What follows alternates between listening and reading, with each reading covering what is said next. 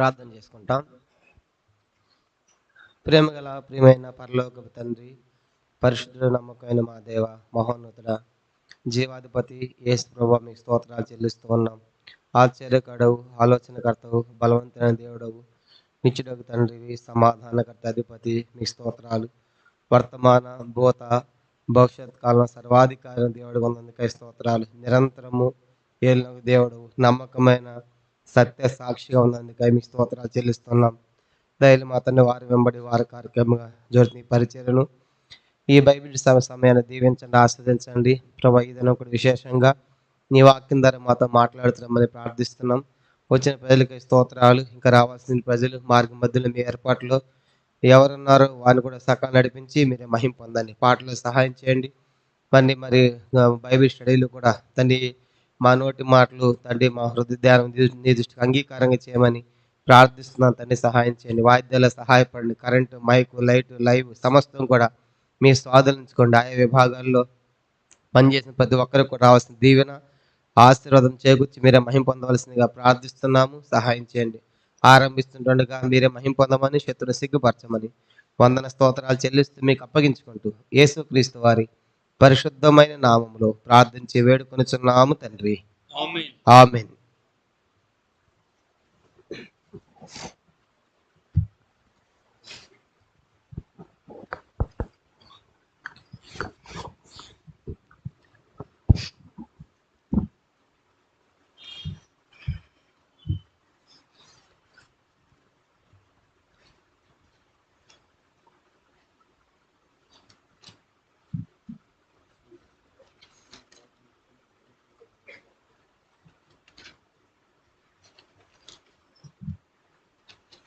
పాట సంఖ్య 202తో ఆరంభించుకుంటాం. కొత్త వాటిలో 202, పాత వాటిలో 200. స్తోత్రించెదము దైవ కుమారుని నూతన జీవముతో అనే పాట. కొత్త ప్రతుల్లో 202, పాత వాటిలో 200. కొత్త వాటిలో 202, పాత వాటిలో 200. స్తోత్రించెదము దైవ కుమారుని నూతన జీవముతో, స్తోత్రించెదము దైవ కుమారుని నూతన జీవముతో, నిరంతరము మారని రాజును గణంబు చేయుదము, నిరంతరము మారని రాజును గణంబు చేయుదము. యేసు మా రక్షకుడు, కల్మషములేనివాడు,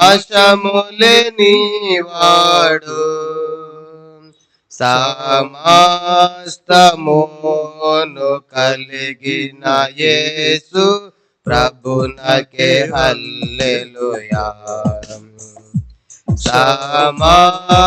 సమస్తమును కలిగిన యేసు ప్రభునకే హల్లెలూయా. భయంకరమైన ప్రీతిని గొల్పెడు చిగటావు నుండి, భయంకరమైన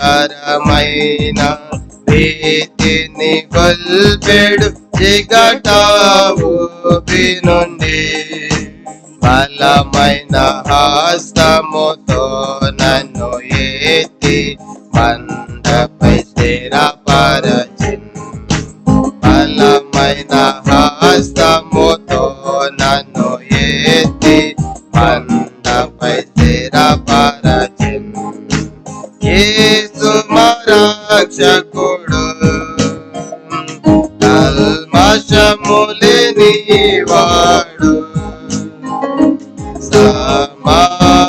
సమస్తమును కలిగిన యేసు ప్రభునకే హల్లెలూయా. సమస్తమును కలిగిన యేసు ప్రభునకే హల్లెలూయా.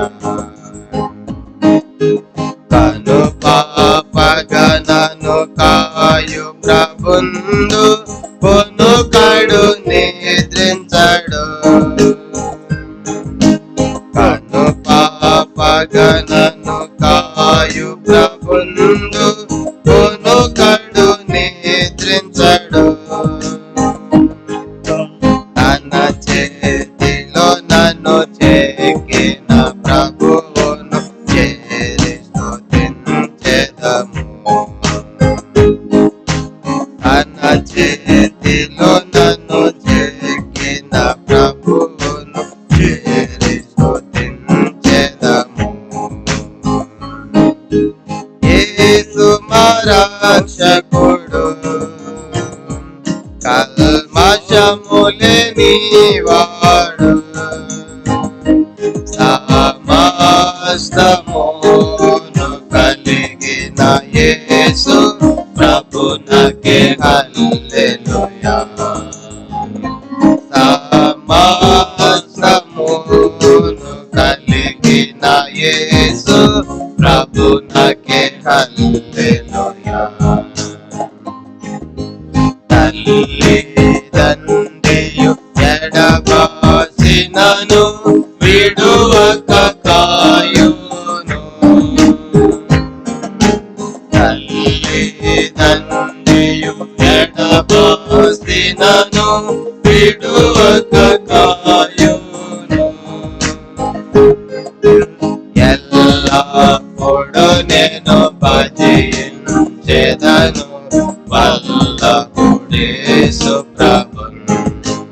ఎల్లప్పుడు నేను భజించెదను వల్లభుడేసు ప్రభును.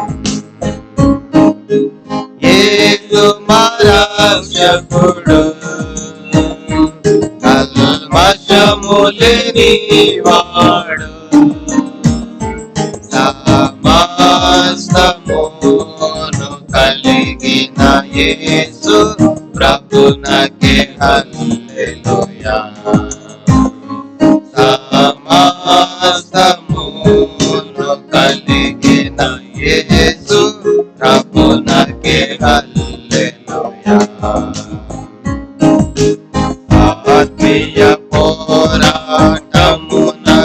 ప్రభువు ఆత్మశక్తినిచ్చెను. ఆత్మీయ పోరాటమునకు ప్రభువు ఆత్మశక్తినిచ్చెను. స్తుతియు నీకే ఘనతయు నీకే యుగ యుగములలోన. స్తుతియు నీకే ఘనతయు నీకే యుగ యుగములలోన. యేసు మా రక్షకుడు కల్మషములేని వాడు సమస్తమును కలిగిన యేసు ప్రభునకే హల్లెలూయా. సమస్తమును కలిగిన యేసు ప్రభునకే హల్లెలూయా.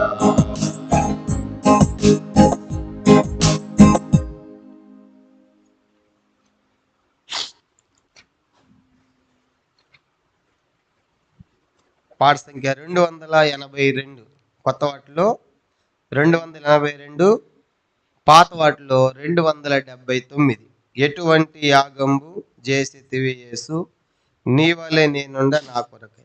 282 కొత్త వాటిలో, పాత వాటిలో 279.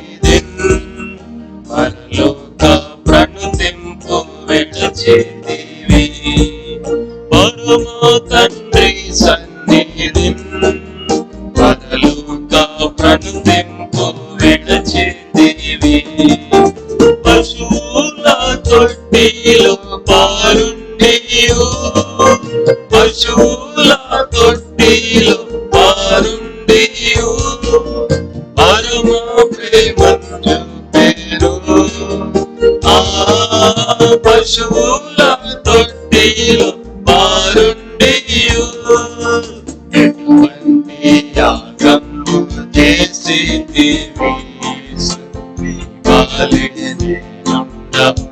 కొరకై ఎటువంటి యాగము చేసితివి నా కొరకై జన్మదినము నుండి జనులకై ప్రాణము నిచ్చు వరకు జన్మదినము నుండి జనులకై ప్రాణము నిచ్చు వరకు మాకై సిలువ బాధ నొందితివి మాకై సిలువ బాధ నొందితివి మమ్మును విమోచించన్ మాకై సిలువ బాధ నొందితివి ఎటువంటి యాగము చేసితివి నా కొరకై ఎటువంటి యాగము చేసితివి నా కొరకై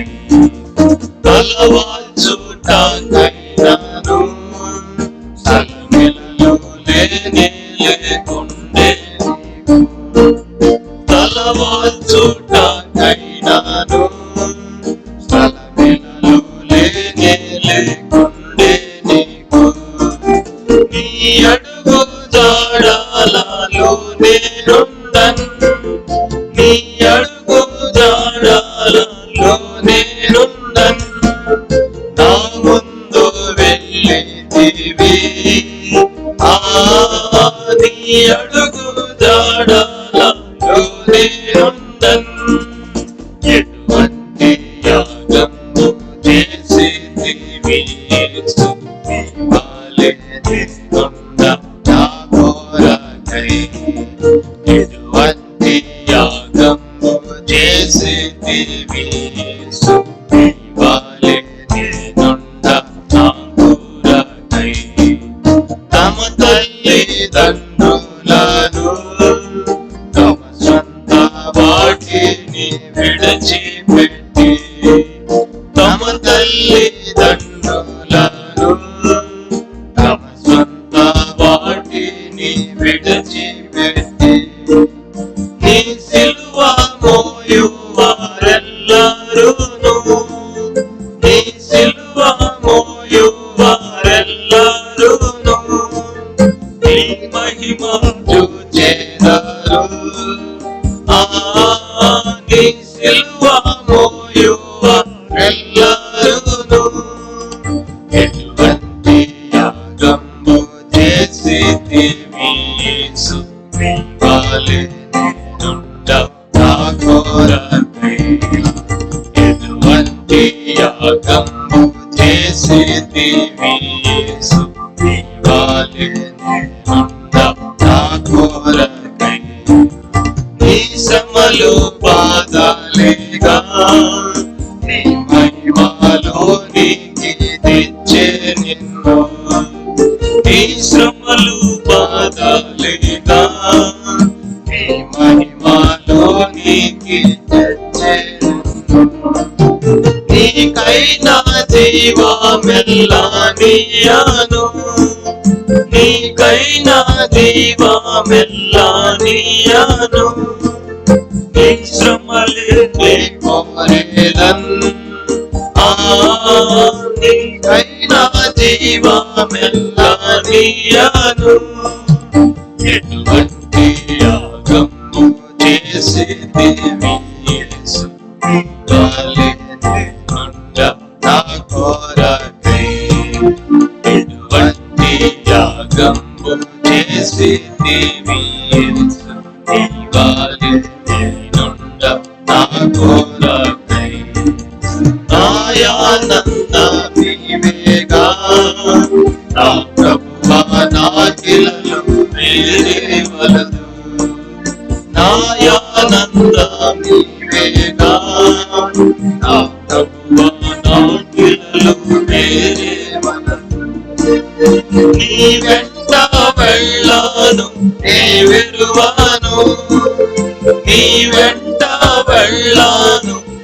విరువాను నీ ప్రేమ నానురా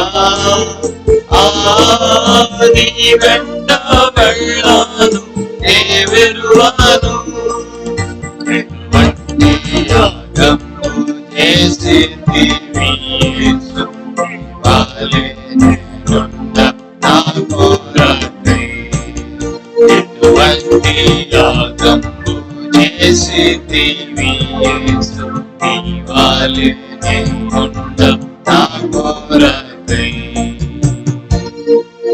చివరిగా చేర్చబడిన పాటల్లో 5వ పాట, పాటల పుస్తకాల్లో చివర్లు చేర్చబడ్డాయి కొత్తగా. దేవుడు మనలను ఏర్పరచుకున్నాడు అని చేర్చబడిన వాటిలో 5వ పాట, పాట సంఖ్య 5, దేవుడు మనలను ఏర్పరచుకున్నాడు ధూపము వేయుటకు పరిచర్య చేయుటకు. పుస్తకాల్లో బ్యాక్ సైడ్ చివర్లో యాడ్ చేశారు 5వ పాట. దేవుడు మనలను ఏర్పరచుకొన్నాడు, దేవుడు మనలను ఏర్పరచుకొన్నాడు ధూపంబు వేయుటకు పరిచర్య చేయుటకు, ధూపంబు వేయుటకు పరిచర్య చేయుటకు. అలక్ష్యము చేయకుమా దేవుని సేవను అశ్రద్ధ చేయకుమా, అలక్ష్యము చేయకుమా దేవుని సేవను అశ్రద్ధ చేయకుమా. దేవుడు మనలను ఏర్పరచుకొన్నాడు, దేవుడు మనలను ఏర్పరచుకొన్నాడు ధూపంబు వేయుటకు పరిచర్య చేయుటకు, ధూపంబు వేయుటకు పరిచర్య చేయుటకు. అలక్ష్యము చేయకుమా దేవుని సేవను అశ్రద్ధ చేయకుమా, అలక్ష్యము చేయకుమా దేవుని సేవను అశ్రద్ధ చేయకుమా. యెరూషలేము ఎడారి ఆయను, యోధా దేశము దిగంబరి ఆయను. యెరూషలేము ఎడారి ఆయను, యోధా దేశము దిగంబరి ఆయను. ద్రాక్షావనములు పాడైపోయెను, ద్రాక్షావనములు పాడైపోయెను. అయినను దేవుడు కృప చూపుచుండగా, అయినను దేవుడు కృప చూపుచుండగా. అలక్ష్యము చేయకుమా దేవుని సేవను అశ్రద్ధ చేయకుమా, అలక్ష్యము చేయకుమా దేవుని సేవను అశ్రద్ధ చేయకుమా. దేవుడు మనలను ఏర్పరచుకొన్నాడు, దేవుడు మనలను ఏర్పరచుకొన్నాడు ధూపంబు వేయుటకు పరిచర్య చేయుటకు, ధూపంబు వేయుటకు పరిచర్య చేయుటకు. అలక్ష్యము చేయకుమా దేవుని సేవను అశ్రద్ధ చేయకుమా, అలక్ష్యము చేయకుమా అశ్రద్ధ చేయకుమా.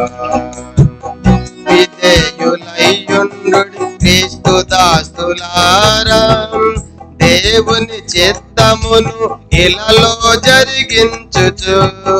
విధేయులయ్యుండు క్రీస్తు దాసులారా, దేవుని చిత్తమును ఇలలో జరిగించుచు. చేయుడి ప్రభునకు ఇంపైన సేవ, చేయుడి ప్రభునకు ఇంపైన సేవ. భయముతో వణుకుతో ప్రియుడైన యేసుకు, భయముతో వణుకుతో ప్రియుడైన యేసుకు అలక్ష్యము చేయకుమా. దేవుని సేవ అశ్రద్ధ చేయకుమా. అలక్ష్యము చేయకుమా. దేవుని సేవ అశ్రద్ధ చేయకుమా. దేవుడు మనలను ఏర్పరచుకొన్నాడు. దేవుడు మనలను ఏర్పరచుకొన్నాడు. రూపం వేయుటకు పరిచర్య చేయుటకు. రూపం వేయుటకు పరిచర్య చేయుటకు. అలక్ష్యము చేయకుమా. దేవుని సేవను అశ్రద్ధ చేయకుమా. అలక్ష్యము చేయకుమా. దేవుని సేవను అశ్రద్ధ చేయకుమా. ప్రతిష్ఠించుకొనుడి మిమ్ము ఓ యాజకులారా, అపోస్తలు ప్రవక్తలు ఓ పెద్దలారా. ప్రతిష్ఠించుకొనుడి ఓ యాజకులారా, అపోస్తలు ప్రవక్తలు ఓ పెద్దలారా. బాగు చేసి కొనుడి మీ బలిపీఠంబులను. బాగు చేసి కొనుడి మీ బలిపీఠంబులను. తరుణమిచ్చి ఉండగా తప్పుదిద్దుకొందమా. తరుణమిచ్చి ఉండగా తప్పుదిద్దుకొందమా. అలక్ష్యము చేయకుమా.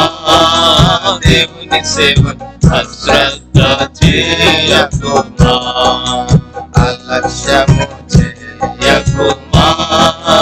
దేవుని సేవ అశ్రద్ధ చేయకుమా. దేవుడు మనలను ఏర్పరచుకొన్నాడు. దేవుడు మనలను ఏర్పరచుకొన్నాడు. రూపం వేయుటకు పరిచర్య చేయుటకు. రూపం వేయుటకు పరిచర్య చేయుటకు. అలక్ష్యము చేయకుమా. దేవుని సేవను అశ్రద్ధ చేయకుమా. అలక్ష్యము చేయకుమా. దేవుని సేవను అశ్రద్ధ చేయకుమా. వచ్చుచున్నాడేసు బహుమానము తోడా, ప్రతివాని ప్రియకువాని జీతమిచ్చుటకు. వచ్చుచున్నాడేసు బహుమానము తోడా, ప్రతివాని క్రియకు జీతమిచ్చుటకు. సిద్ధపడు జీతము బహుమానము పొంద. సిద్ధపడు జీతము బహుమానము పొంద. కాచుకొమ్ము నీ వంతులు నిలచియుండుటకు. కాచుకొమ్ము నీ వంతులు నిలచియుండుటకు. అలక్ష్యము చేయకుమా. దేవుని సేవను అశ్రద్ధ చేయకుమా. అలక్ష్యము చేయకుమా. దేవుని సేవను అశ్రద్ధ చేయకుమా. దేవుడు మనలను ఏర్పరచుకొన్నాడు. దేవుడు మనలను ఏర్పరచుకొన్నాడు. రూపం వేయుటకు పరిచర్య చేయుటకు. రూపం వేయుటకు పరిచర్య చేయుటకు. అలక్ష్యము చేయకుమా. దేవుని సేవను అశ్రద్ధ చేయకుమా. అలక్ష్యము చేయకుమా. దేవుని సేవను అశ్రద్ధ చేయకుమా. ఈ పాటలో ఇంకా చరణాలు ఉంది, అసలు చరణం లేదు దీంట్లో. ఈరోజు బైబిల్ స్టడీ ఆహాజు గురించి. దాంట్లో పాత సప్లిమెంటరీలో ఉంటుంది. ఆహాజులు అందరూ చూడండి, ఆ బుక్ సప్లిమెంటరీ పాతది. అదొకసారి ఇవ్వండి. ఆ చరణం పాడతాము. ఆ సప్లిమెంటరీ బుక్ దాంట్లో ఆ చరణం పాడుకుంటాము.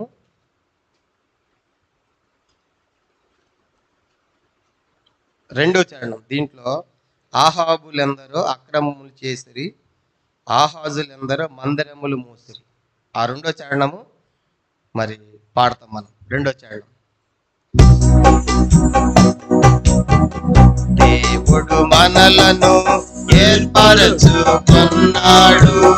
దేవుడు మనలను ఏర్పరచుకున్నాడు, రూపం వేయుటకు పరిచర్య చేయుటకు, రూపం వేయుటకు పరిచర్య చేయుటకు, అలక్ష్యము చేయకుమా దేవుని సేవ, అశ్రద్ధ చేయకుమా, అలక్ష్యము చేయకుమా దేవుని సేవ, అశ్రద్ధ చేయకుమా.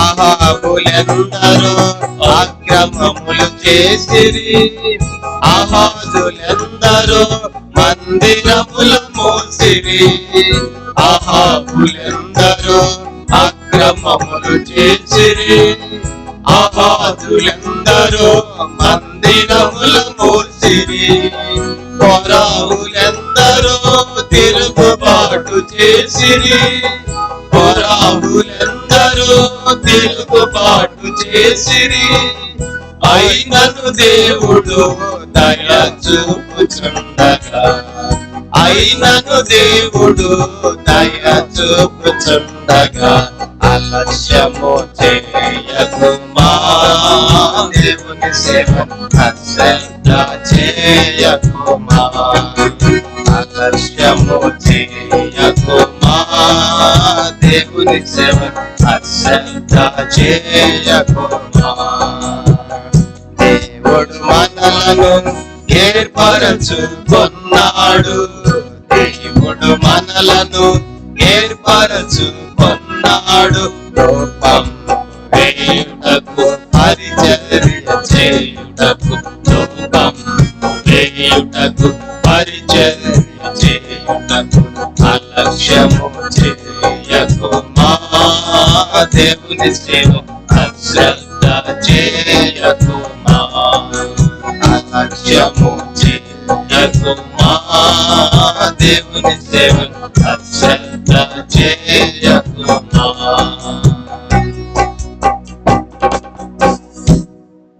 బైబిల్ పల్ల పాడదాము.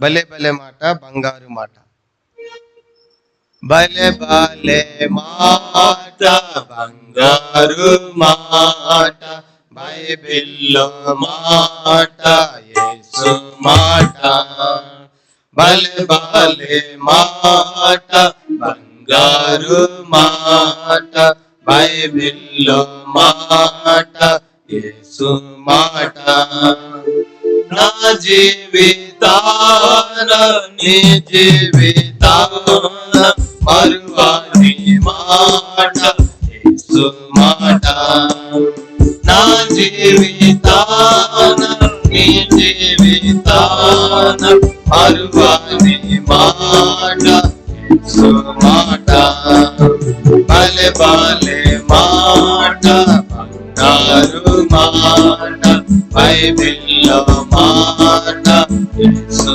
మాట, భలే భలే మాట బంగారు మాట, బైబిల్లో మాట యేసు మాట.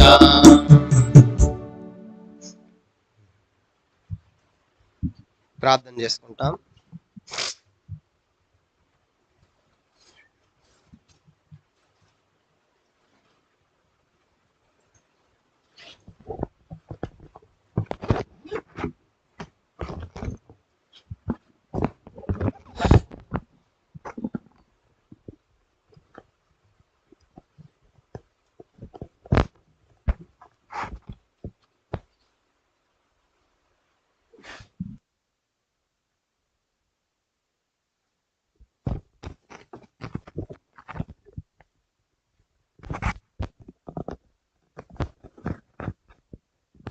Praise the Lord. ప్రార్థన చేసుకుంటాం.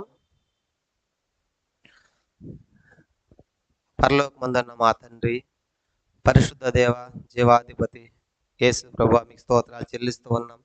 నీ ప్రియ కుమారుడు, మా ప్రభువును, మా రక్షకుడైన యేసు ప్రభువారి శ్రేష్టమైన నామపేట ఈ సమయంలో మరోసారి నీ పాదాలకు వస్తున్నాం. ఈ దినం కూడా నీ వాక్యం కొరకే మీ పాద సంధికి చేరింటుండగా నూతనమైన విధానంలో మరి ఒక రాజు తండ్రి, ఈరోజు మరి 12వ రాజు ఆహాజు యొక్క చరిత్ర మేము చూడబోతున్నాం.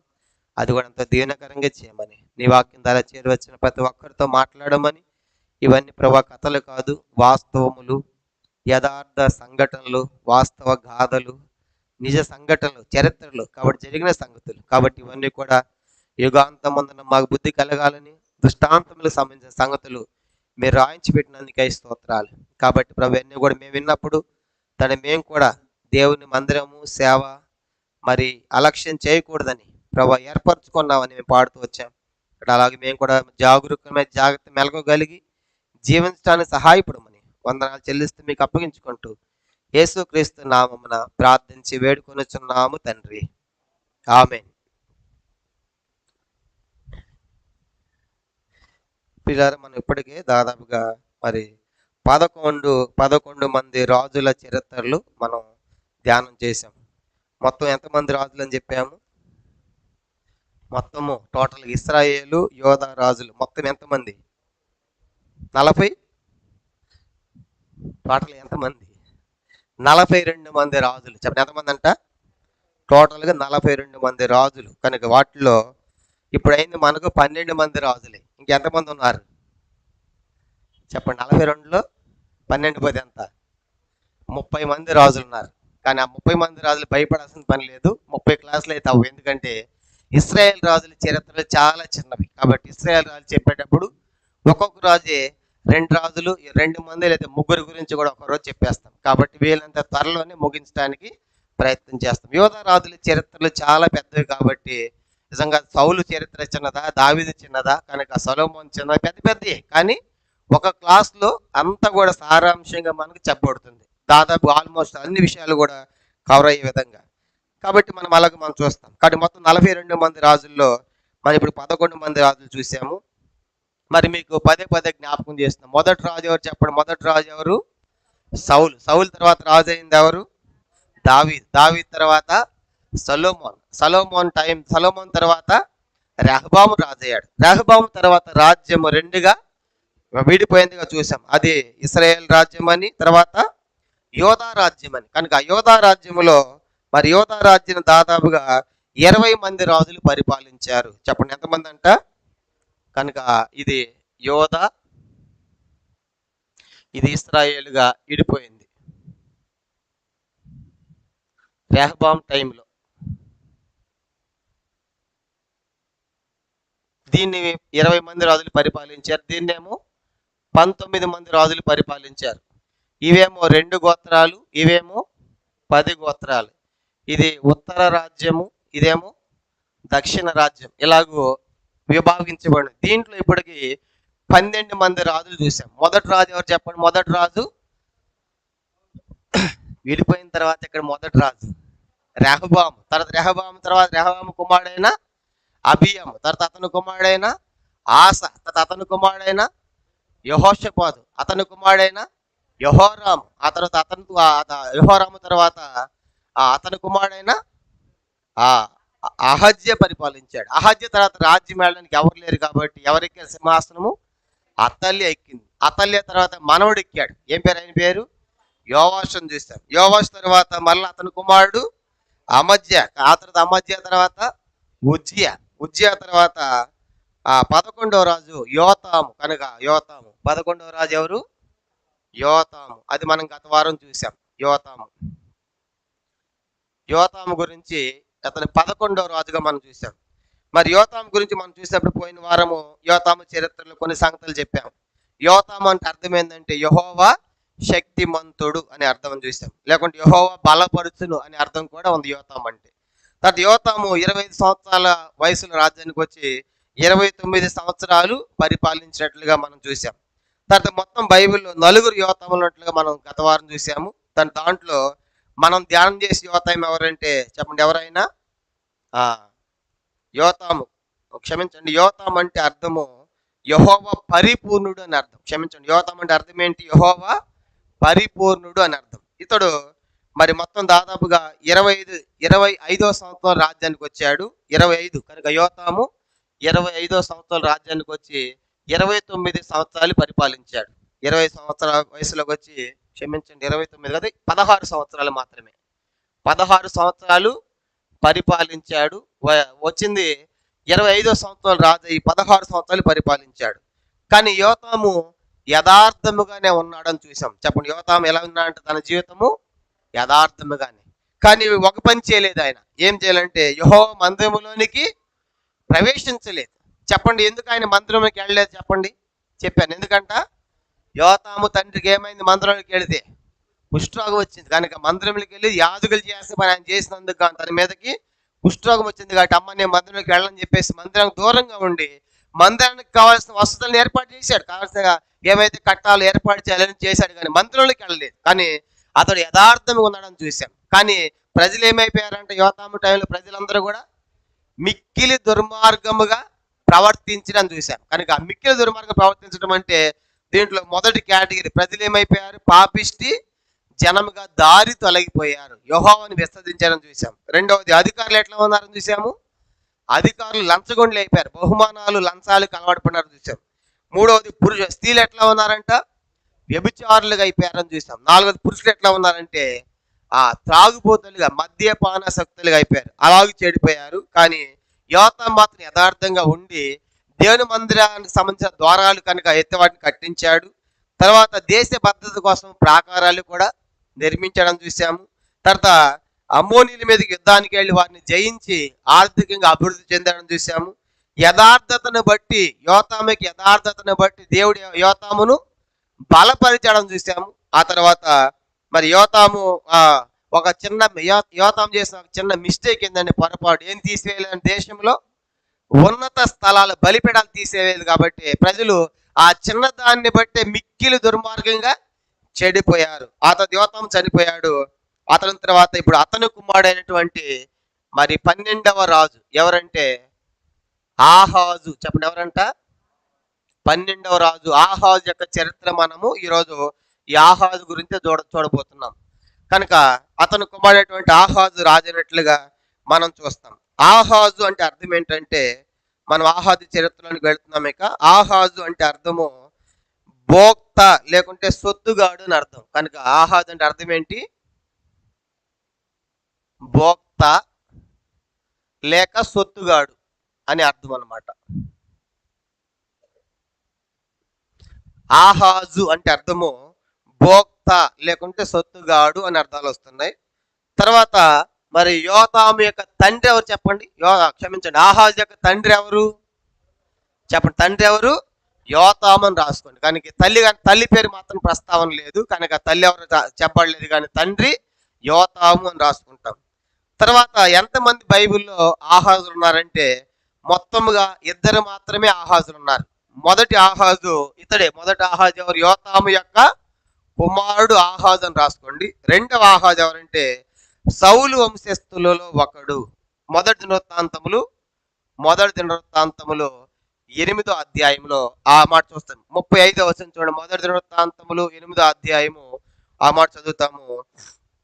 మొదటి దినవృత్తాంతములు 8వ అధ్యాయం 35వ వచనం.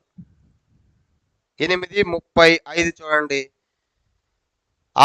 35 మీకా కుమారులు పీతోను, మెలెకు, తయరా, ఆహాజు. మొదటి దినవృత్తాంతం 8:36 ఆహాజు యోదాను కనెను. కనుక ఈ ఆహాజు ఎవరంటే సౌలు వంశస్థులలో ఒకటిగా రాసుకోండి. కనుక మొత్తం ఆహాజులు బైబిల్ ఎంతమంది ఉన్నారు చెప్పండి? ఇద్దరు. ఒక ఆహాజు యోతాము కుమారుడైన ఆహాజు మొదటి వ్యక్తి అనుకుంటే, రెండో వ్యక్తి సౌలు వంశస్థుల్లో ఒకడు. కాబట్టి బైబిల్ మొత్తము 2 ఆహాజులు మనం చూడవచ్చు. కానీ ఇప్పుడు మనం చూడబోయేటువంటి ఆహాజు ఎవరంటే చెప్పండి? మనం చూడబోయే ఆహాజు ఎవరు ఈరోజు? యోతాము యొక్క కుమారుడు. కాబట్టి ఇతని గురించి ఎక్కడెక్కడ రాయబడిందంటే 2 భాగాల్లో ప్రాముఖ్యంగా రాయబడింది. మొదటిది మరి మొదటి రాజుల గ్రంథము చూడండి. మరి రెండవ రాజుల గ్రంథము 16వ అధ్యాయము రెండో రాజులు 16 అధ్యాయము మొదటి 20 వచనాల్లో ఉంటది. తర్వాత రెండవ దినవృత్తాంతములు మనం గమనించామంటే 28వ అధ్యాయం. ఈ అధ్యాయం మొత్తం ఉంటది మొదటి నుంచి మరి చివరి వరకు, అంటే దాదాపు 27 వచనాలు ఉన్నాయి. కనుక ఈ రెండు భాగాల్లో కూడా ఆహాజు యొక్క పూర్తి చరిత్ర మనం చూడవచ్చు. చెప్పండి, ఎక్కడెక్కడ ఉంది? రెండవ రాజులు 16 అధ్యాయం మొదటి 20 వచనాల్లోను, తర్వాత రెండో భాగంగా రెండో దినవృత్తాంతములు 28 అధ్యాయం మొత్తం, చాప్టర్ మొత్తం, అంటే మొదటి 27 వచనాల అధ్యాయం అంతా కూడా ఉంది ఆహాజు యొక్క చరిత్ర. ఆహాజు అంటే భోక్త లేక సొత్తుగాడని అర్థము. ఆహాజు యొక్క తండ్రి యోతామని చూసాము, తల్లి మనకు కనబడదు. తర్వాత ఇతడు ఎప్పుడు రాజు అయ్యాడు, ఎంతకాలం పరిపాలించాడంటే ఇతడు 17 సంవత్సరాల 20 సంవత్సరాల వయసులో రాజు అయ్యాడు. చెప్పండి, ఎంత అంటే అతని వయసు 20 సంవత్సరాల వయసులో రాజయ్యి దేశాన్ని 16 సంవత్సరాలు పరిపాలించాడు. ఎన్ని సంవత్సరాలంట? 16 సంవత్సరాలు పరిపాలించాడు. ఇంకా బాగా జ్ఞాపకం పెట్టుకోనండి. కనుక ఇతడు 20వ సంవత్సరం రాజు అయ్యాడు, 16 సంవత్సరాలు యోధా దేశాన్ని పరిపాలించాడు. అప్పుడు ఇతడు రాజుగా ఉన్నప్పుడు మరి ఇశ్రాయేల్ దేశంలో రాజు ఎవరంటే, ఇశ్రాయేల్ పరిపాలిస్తుంది ఎవరంటే పెకాహు అనేటువంటి ఒక రాజు అనమాట. అప్పుడు పెకాహు ఇతడు ఇక్కడ రాజుగా ఉన్నప్పుడు ఇశ్రాయేలుకు రాజుగా ఎవరన్నారు చెప్పండి? పెకాహు. అక్కడ పెకాహు అనేటువంటి రాజు పరిపాలిస్తా ఉన్నాడు ఇశ్రాయేల్ని. యోధానేమో చెప్పండి, యోధాని పరిపాలిస్తుంది ఎవరు? ఆహాజు. కాబట్టి అక్కడ పెకాహు, ఇక్కడ ఆహాజు గుర్తుపెట్టుకుంటాం. కాబట్టి మరి యోతాము కుమారుడు ఆహాజు, ఇతని గురించి 2 అధ్యాయాలు రాయబడింది. 20వ సంవత్సరం రాజు అయ్యాడు. ఇతడు 16 సంవత్సరాలు పరిపాలించాడు. ఇతని టైంలో యోధా దేశం ఇతను పరిపాలిస్తా ఉంటే ఇశ్రాయేల్ దేశాన్ని పరిపాలిస్తుంది ఎవరు చెప్పండి? పెకాహు అని గుర్తుపెట్టుకుంటాం. ఇప్పుడు మనం అతని యొక్క చరిత్ర లోపలికి మనం వెళ్తాం. ఇప్పుడు రెండో దినవృత్తాంతములు, ఎక్కువ దినవృత్తాంతం ఉంది కాబట్టి రెండో దినవృత్తాంతములు మనం గమనించామంటే 28వ అధ్యాయం. రెండవ దినవృత్తాంతములు 28వ అధ్యాయము చూడండి, మనం చదువుకుంటాం. రెండవ దినవృత్తాంతములు 28వ అధ్యాయం మొదటి నుంచి మనం చదువుకుంటాం. చూడండి, మొదటి వచనం. ఆహాజు ఏలన ఆరంభించినప్పుడు 20 సంవత్సరముల వాడై యెరూషలేములో 16 సంవత్సరములు ఏలెను. కనుక చెప్పండి, ఎన్నో సంవత్సరాలు రాజు అయ్యాడంటే అతడు 20వ సంవత్సరంలో రాజు అయ్యాడు. 20వ సంవత్సరంలో పరిపాలన మొదలుపెట్టి కనుక ఎన్ని సంవత్సరాలు పరిపాలించాడంట? 16, అంటే 16 సంవత్సరాలు పరిపాలించాడు. తర్వాత అతడు తన పితరుడైన దావీదు వలె యెహోవా దృష్టికి యథార్థముగా ప్రవర్తింపలేదు. చూసారా, మొట్టమొదటిగా రాయబడి అతను ఎట్లా ఉన్నాడంట? ఇతడు దావీదులాగా యథార్థముగా లేడంట. అంటే చూడండి, యోతాము ఎట్లా ఉన్నాడు? కానీ ఇతడు యథార్థముగా ప్రవర్తించలేదు. కనుక అప్పుడే అర్థమైపోతుంది యథార్థత లేదు కాబట్టి అతని పరిపాలన ఎలా ఉండబోతుందో మనం ఊహించుకోవచ్చు. కనుక యథార్థంగా ఉన్న యోతం ఎలా కాపాడుకున్నాడు తన వ్యక్తిగత జీవితాన్ని. కానీ ఇతని గురించి రాయబడిన మాట ఏంటంటే యథార్థత అతనిలోనే లేదంట. రాజే చెడిపోతే దేశం ఎలా ఉంటుంది? కాబట్టి దేశం కూడా విచ్చలవిడైపోయింది. కాబట్టి ఎలా చెడిపోయిందో మనం కింద వచ్చిన మనం చూస్తాం. యథార్థంగా ఏం చేశాడు, ఎలా ప్రవర్తించాడు చూడండి. యథార్థం దావీదులాగా. ప్రతిసారి కూడా నేను చెప్తున్నాను, ఇక్కడ మంచి వ్యక్తుల్ని ఎవరితో పోల్చాడు? దావీదులాగా. అక్కడేమో ఎవరితో పోల్చాడు? రెహబాము కాదు, యెరోబాము చేసిన పాపం అంటాడు. కానీ యెరోబాము అక్కడ దూడలు పెట్టాడు కాబట్టి ప్రతిదానికి చెడ్డ రాజులను యెరోబాములే ప్రవర్తించాడని రాయబడింది. నెబాతు కుమారుడైన యెరోబాము చేసిన పాపకీలు అనుసరించారని రాయబడింది. ఇక్కడేమో దావీదు వలె. కనుక అక్కడే మూల పురుషుడుగా యెరోబామును తీసుకుంటే ఇక్కడ మూల పురుషుడుగా దావీదుని ఎంచుకున్నారు. మంచి వారికేమో దావీదుని పోల్చారు, చెడ్డవారికేమో యెరోబామును. అడుగు గుర్తుపెట్టుకుని. కాబట్టి దావీదు వలె యథార్థముగా ప్రవర్తించాడు. ఎలా ప్రవర్తించాడు చదవండి, 2వ వచనం. అతడు ఇశ్రాయేలు రాజుల మార్గములందు నడిచి బయలుదేవతా రూపములుగా పోత విగ్రహములను చేయించెను. అది మొట్టమొదటి యథార్థంగా వెళ్ళాడంటే రాయబడింది. అతడు ఏం చేయించాడంటే చెప్పండి, ఎవరిలాగా? ఇశ్రాయేల్ రాజుల్లాగా. చూసారా? కనుక యోధా దేశములో ఉండి ఒక మంచి రాజు గర్భాన పుట్టి కనుక ఒక మంచి రాజు యోతాము ఎంత యథార్థంగా ఉన్నాడు. పండిత పుత్ర పరమసుండ కానీ మంచి రాజు యోతాము యథార్థంగా ఉన్నాడు. అలాంటి వాడిని కలుపుడు పుట్టాడు కానీ యథార్థంగా లేడంట. యథార్థత ఒకటి, యథార్థత లేకపోగా చెప్పండి, యథార్థంగా లేకపోగా ఏం చేశాడు? ఇశ్రాయేల్ రాజుల్లాగా పోత విగ్రహాలు చేయించాడు. చెప్పండి, ఏం చేయించాడంట? పోత విగ్రహాలు. అంటే ఈ ఇశ్రాయేల్ దేశాన్ని యెరోబాము అనేవాడు మొట్టమొదటి రాజు ఇక్కడ యెరోబాము. ఇతడు ఏం చేశాడంటే రాజ్యం రెండుగా అయిపోయిన తర్వాత ఇక్కడ ఉన్నటువంటి వారు అప్పుడు రాజ్యం రెండు, అప్పుడు సమైక్య రాజ్యం ఉంది కదా, మొత్తం 2 గోత్రాలు 12 గోత్రాలు, ఈ 2 గోత్రాలు ఈ 10 గోత్రాలు కలిసి సమైక్యం ఉన్నప్పుడు విడిపోయింది. విడిపోయినప్పుడు ఇటు ఎన్ని గోత్రాలు వచ్చేసింది అని చెప్పాను? 10 గోత్రాలు. ఇక్కడేమో 2 గోత్రాలు.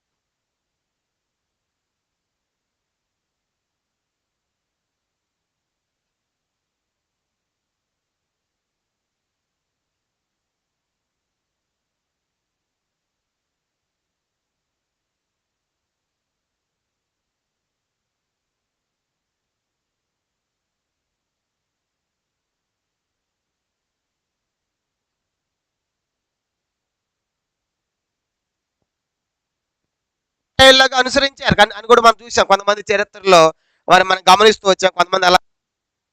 కానీ ఇక్కడ మనకి ఏం అర్థమవుతుందంటే చెప్పండి, ఇతను కూడా ఇప్పుడు ఎక్కడికి వెళ్ళాడు? ఇశ్రాయేలు రాజుల మార్గాలు నడిచే అంటే అర్థం ఏంటి? వాళ్ళు పెట్టినటువంటి వాటిని ఇక్కడ కూడా తీసుకొచ్చాడు. కాబట్టి ఇక్కడ కూడా వాటిని ఇంప్లిమెంట్ చేస్తున్నారు. కాబట్టి ఆ రాజు అయిన తర్వాత తన తండ్రి ఏమో అంతకుముందు ఉన్నటువంటి వాళ్ళందరూ తీసివేస్తే వీడేం చేశాడు? అప్పుడు మళ్ళీ ఆ యొక్క క్షమించాడు. కనుక యోధరాజుల మార్గాలు నడవటం అంటే ఆ పోత విగ్రహాలు చేయించాడు.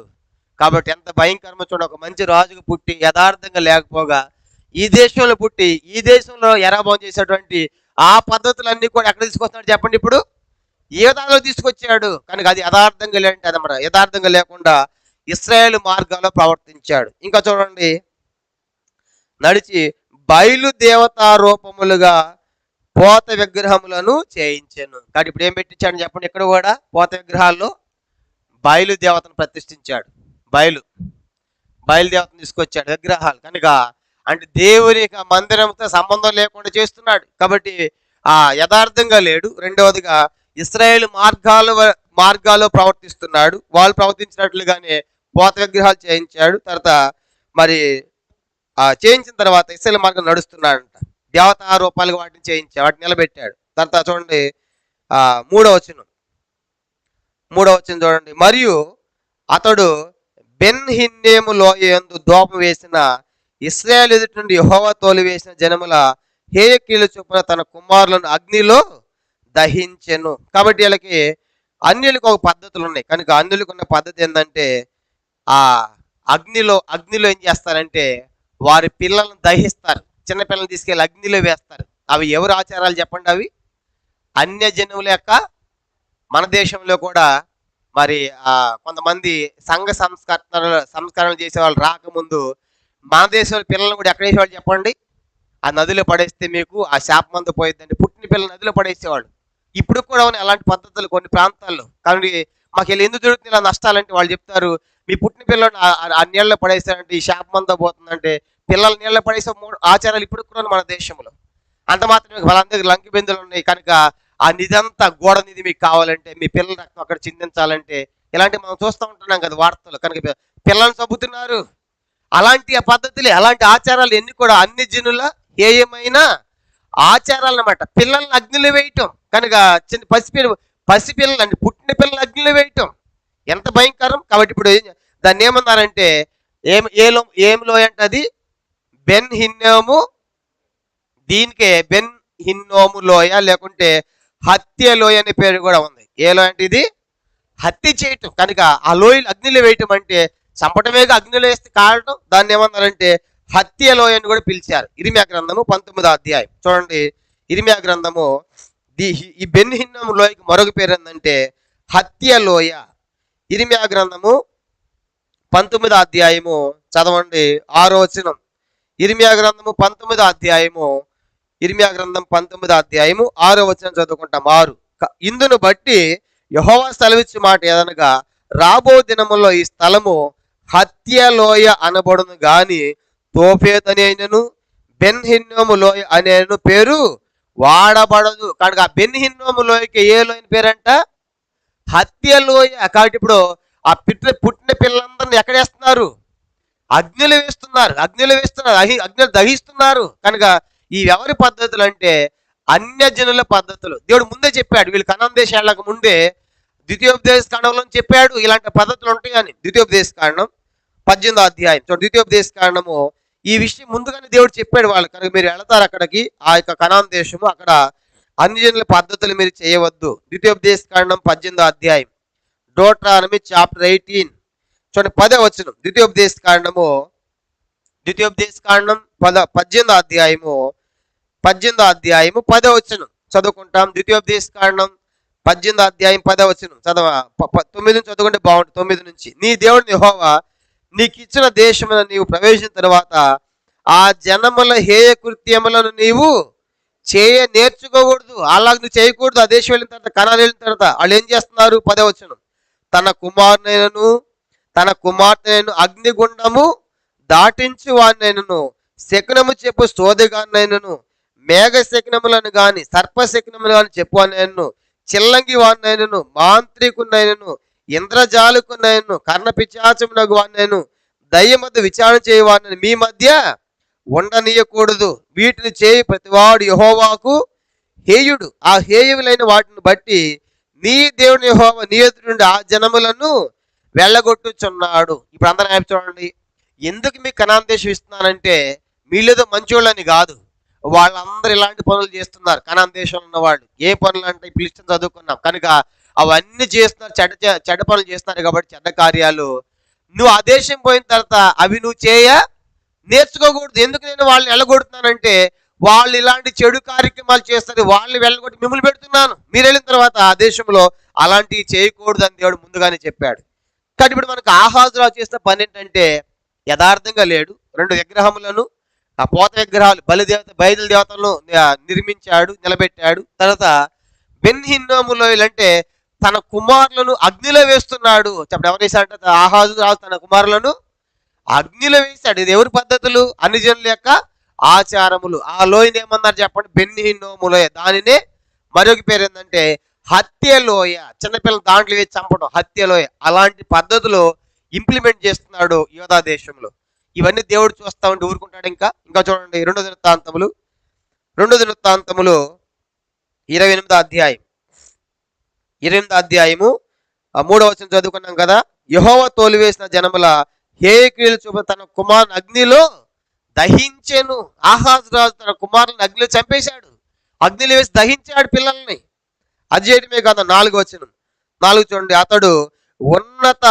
మనం గమనించామంటే చూడండి, అతడు ఉన్నత స్థలములలోను కొండల మీదను ప్రతి పచ్చని చెట్టు కిందను బలులు అర్పించుచు ధూపం వేయుచు వచ్చాను. ఇంకా ఏం చేశాడంటే అతడు చేసిన పని ఏం చేశాడంటే ఉన్నత స్థలాల్లోను కొండల మీదను ప్రతి పచ్చని చెట్టు కింద బలు అర్పించుచు ధూపం వేయుచు వచ్చాను. కాబట్టి ఇప్పుడు అతనిలో మనకేమవుతుందంటే మరి మూడవదిగా పిల్లలు అగ్ని దహించడమే కాదు, మరి ప్రతి పచ్చని చెట్టు కింద, కొండల మీద, ఉన్నత స్థలాలు అంటే పూర్తిగా మరి దేవునికి వ్యతిరేకమైన నిర్మించాడు. వాడికి ధూపం వేస్తున్నాడు, వాటిని ఆరాధన చేస్తున్నాడు, కానీ కొండల మీద నిలిపాడు. కనుక ఇలాంటి భయంకరమైన పనులన్నీ కూడా మరి ఆహాజు చేశాడు మనం చూస్తాం. కాబట్టి పచ్చని చెట్ల కింద, ఉన్నత స్థలాల్లోనూ, కొండల మీద ఏం చేశాడంటే వాడికి బలిపీఠములను కట్టించి ధూపం వేస్తూ ఏటికి నిలిపినటువంటి పోత విగ్రహాలకి, బయలుదేవతలకి. కాబట్టి యథార్థంగా లేకపోగా ఇశ్రాయేల్ రాజుల మార్గంలో నడటమే కాకుండా అక్కడలాగా ఇక్కడ కూడా పోత విగ్రహాలు, బయలుదేవతలు ఏర్పాటు చేయడమే కాకుండా అనుజనుల పద్ధతులు, ఆచారాలు పాటిస్తూ తన పిల్లలను తన కుమారు అగ్నిలో దహించడమే కాకుండా మరి కొండల మీద పత్నం చెట్టు కింద మరి బలులు అర్పించడం, ధూపం వేయటం. కనుక అంటే మరి ఆ కొండల మీద వాడు ప్రతిష్ఠించి ఇవన్నీ చేస్తా ఉన్నాడు. ఇవన్నీ దేవుడు చూశాడండి. దేవుడు చూసి సహించాడు. మరి దేవుడు అతను శిక్షించకుండా ఊరుకుంటాడు. అలా చేస్తాడు? యథార్థంగా లేవు. రెండోది పోత విగ్రహాలు పెట్టావు, బయలుదేవతలు ప్రవర్తిస్తున్నావు, వాటిని నిలబెట్టావు, ఇశ్రాయేలు రాజుల మార్గాల్లో ప్రవర్తిస్తున్నావు, పిల్లల్ని అగ్నిల గుండం చేస్తున్నావు, కనబడిన ప్రతి చెట్టు కింద కొండల మీద కనుక వాటిని నిలిపి వాడికి ధూపం వేస్తా ఉంటే దేవుడు చూస్తూ వచ్చాడు. ఇతను శిక్ష విధించాలని చెప్పేసి చేసిన ఈ పనులను బట్టి అతనికి శిక్ష వచ్చింది. కానీ దేవుడు అతను శిక్షిస్తూ ఉన్నాడు. ఎవరంటే ఇప్పుడు ఏం చేస్తాడంటే సిరియా రాజుని లేపుతున్నాడు. ఎవరి మీదకి? ఆహాజు మీదకి. కనుక సిరియాజును లే, ఆహాజును చూసుకో, వాడు వేస్తే పంచుడు. కనుక యథార్థంగా లేకుండా విగ్రహాలు పెట్టి, బయలుదేవతలు పెట్టి, పిల్లలు అగ్నిలు వేయటం, పచ్చని చెట్టుగా ధూపం వేయటం, ఇలాంటి పనులు చేస్తాడు. కాబట్టి శిక్షగా అతనికి శిక్ష కలిగింది. ఎవరికి? ఆహాజ్కి. ఏంటంటే అతనికి వచ్చే శిక్ష ఏంటంటే ఇప్పుడు సిరియా రాజు యోధా దేశం మీదకి యుద్ధానికి వస్తున్నాడు. చూడండి కింద వచనము, చూడండి 5వ వచనం, 2వ దినవృత్తాంతములు 28:5. అందుచేత అంటే ఎందుచేత అని చెప్పండి. యథార్థంగా లేడు కాబట్టి, పోత విగ్రహాలు చేయించాడు కాబట్టి, బెన్యహీను లోయలు అనుజనుల ఆచారాల పిల్లలను అగ్నిలో దహిస్తున్నాడు కాబట్టి, కొండల కింద చెట్ల మీద ధూపాలు వేస్తాడు. అందుచేత ఎన్ని చేసిన కానుంచి అందుచేత యెహోవా, చదవండి, అందుచేత అతని దేవుడిని యెహోవా అతని సిరియా రాజు చేతికి అప్పగించెను. ఇప్పుడు అప్పగించింది ఎవరు చెప్పండి? దేవుడేనా లేకపోతే దేవుడే. కాబట్టి సిరియా రాజు లే, నువ్వు చూసుకో అని సంగతి. కనుక ఆహా సంగతి అన్నప్పుడు సిరియా రాజు వచ్చాడు, యుద్ధం చేశాడు యోధా దేశం మీద. వీళ్ళందరూ కూడా కొంతమందిని బానిసలుగా తీసుకుని వెళుతున్నాడు. ఎక్కడికంటే సిరియా రాజధాని ఏమని చెప్పాను ఇంతకుముందు. సిరియా రాజధాని ఏంటి? సిరియా రాజధాని డమస్కస్. అది ఉగ్రవాదానికి కేంద్రం. ఈ రోజు కూడా మనం చూస్తాం. కనుక సిరియా. యోధా రాజధాని ఏంటి? జెరూసలేం. మరి ఇక్కడ ఇశ్రాయేల్ రాజధాని షోమ్రోన్. బాగా గుర్తుపెట్టుకోవాలి, నేను రోజు ఎగ్గులేం అంటున్నాం కాబట్టి. ఇశ్రాయేల్ రాజధాని షోమ్రోను. కనుక అంటే అక్కడ ఇశ్రాయేల్ రాజు జయించిన వాళ్ళందరూ ఎక్కడ తీసుకుని పోయేవాళ్ళు? వాళ్ళు రాజధాని షోమ్రోన్కి. ఇక్కడేమో యోధా వాళ్ళేమో యెరూషలేం రాజధాని. కానీ ఇప్పుడు సిరియాకి రాజధాని అంటే, సిరియా రాజధాని ఏంటంటే దమస్కు. తీసుకెళ్ళిన వాళ్ళు ఇప్పుడు జయించిన తర్వాత యోధా దేశంలో ఉన్నటువంటి ఈ ప్రజలందరూ ఎక్కడ తీసుకెళ్తున్నారు? సిరియా రాజు దమస్కు తీసుకెళ్ళాడు. దమస్కు తీసుకెళ్ళిన తర్వాత అక్కడ ఉన్నారు. అంతటితో అయిపోలేదు. కనుక ఇప్పుడేం జరుగుతుందంటే దమస్కు తీసుకెళ్ళిపోయిన తర్వాత దేవుడు మళ్ళా తిరిగి దమస్కు మీదకి కూడా ఇశ్రాయేల్ రాజు వస్తాడు. ఇది యోధా దేశము, ఇది సిరియా అనుకున్నాం. మొదటిది సిరియా. వీళ్ళు ఏం చేశారంటే యోధాను జయించారు. ఇప్పుడు యోధా జయించిన తర్వాత యోధాను తీసుకుని పోయారు కదా. ఇప్పుడు మళ్ళీ సిరియా మీదకి ఇశ్రాయేల్ వాళ్ళు యుద్ధానికి వస్తున్నారు. బాగా గుర్తుపెట్టుకోండి. సిరియా రాజు ఎవరిని జయించాడు? యోధాను జయించి వాళ్ళందరిని తీసుకుని పోయాడు. ఎక్కడికి? యోధా నుంచి సిరియా రాజధాని దమస్కు తీసుకుపోయాడు. దమస్కు తీసుకుపోతే దీని మీదకి యుద్ధానికి వచ్చాడు ఎవరు? సిరియా రాజు. బాగా గుర్తుపెట్టుకోండి. కనుక సిరియా రాజు ఇప్పుడు మొట్టమొదటి ఎవరిని జయించాడు? ఆ యోధా రాజైన ఆహాజును జయించి ప్రజలందరినీ కూడా యోధాలో నుంచి ఎక్కడ తీసుకెళ్ళిపోయాడు? సిరియా రాజైన దమస్కు తీసుకుపోయాడు. దమస్కు తీసుకుపోయిన తర్వాత ఇప్పుడు సిరియా రాజు మీద యుద్ధానికి వస్తున్నాడు. ఎవరు చెప్పండి? ఇశ్రాయేల్ రాజు వచ్చి వీళ్ళని పట్టుకొని పోయాడు. కనుక ఎక్కడ తీసుకెళ్ళాడు? తను సోమరం తీసుకెళ్ళాడు. చూడండి కింద వచనం మనకు అర్థం కావాలంటే ఇప్పుడు 5వ వచనం, అందుచేత అతని దేవుడు యెహోవా అతన్ని సిరియా రాజు చేతికి అప్పగించును. సిరియనులు అతన్ని ఓడించి అతని జనులలో చాలా మందిని చెరపట్టుకొని దమస్కునకు తీసుకొని పోయిరి. ఇంతవరకు అర్థమవుతుంది కదా మనకి. ఇప్పుడు యోధారాజు వచ్చి సిరియా రాజు వచ్చేసి యోధా దేశం యుద్ధం చేసి యోధులను కొంతమందిని తీసుకొని ఎక్కడ తీసుకుపోయాడంట? దమస్కు తీసుకుపోయాడు. ఇప్పుడేం జరుగుతుందంటే ఇశ్రాయేల్ రాజు దమస్కు మీద దాడి చేసి వాళ్ళు పట్టుకొని పోతున్నాడు.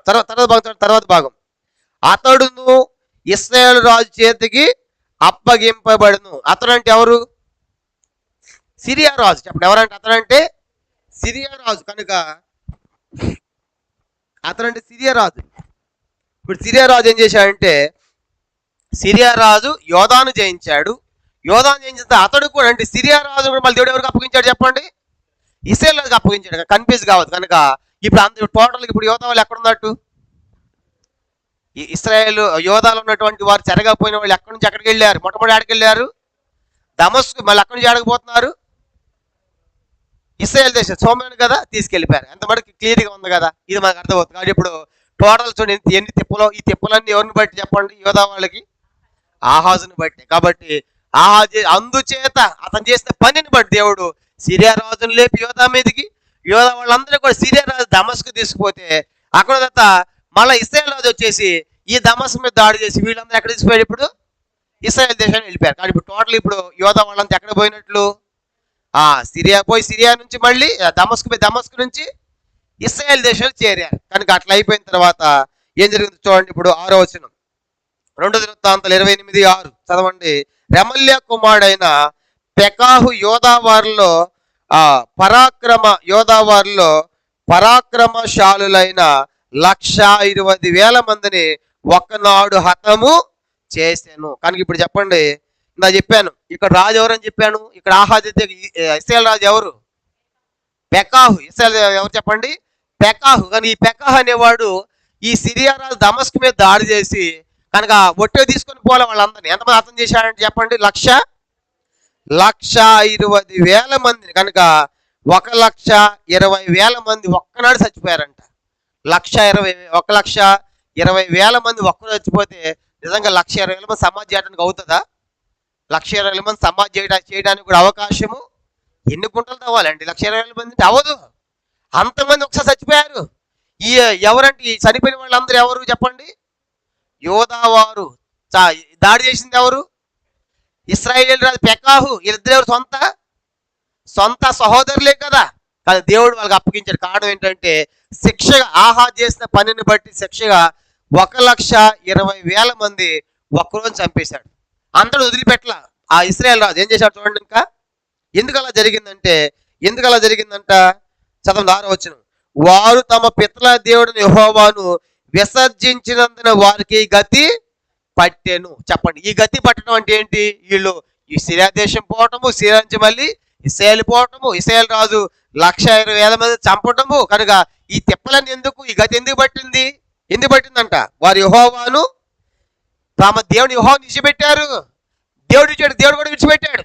కానీ మీరు నన్ను విడిచారు కాబట్టి నేను కూడా మీరు విడిచిపెట్టాను అని చెప్పాడు. విడిచిపెట్టాడు కాబట్టి శత్రు చేతిలో పడ్డారు.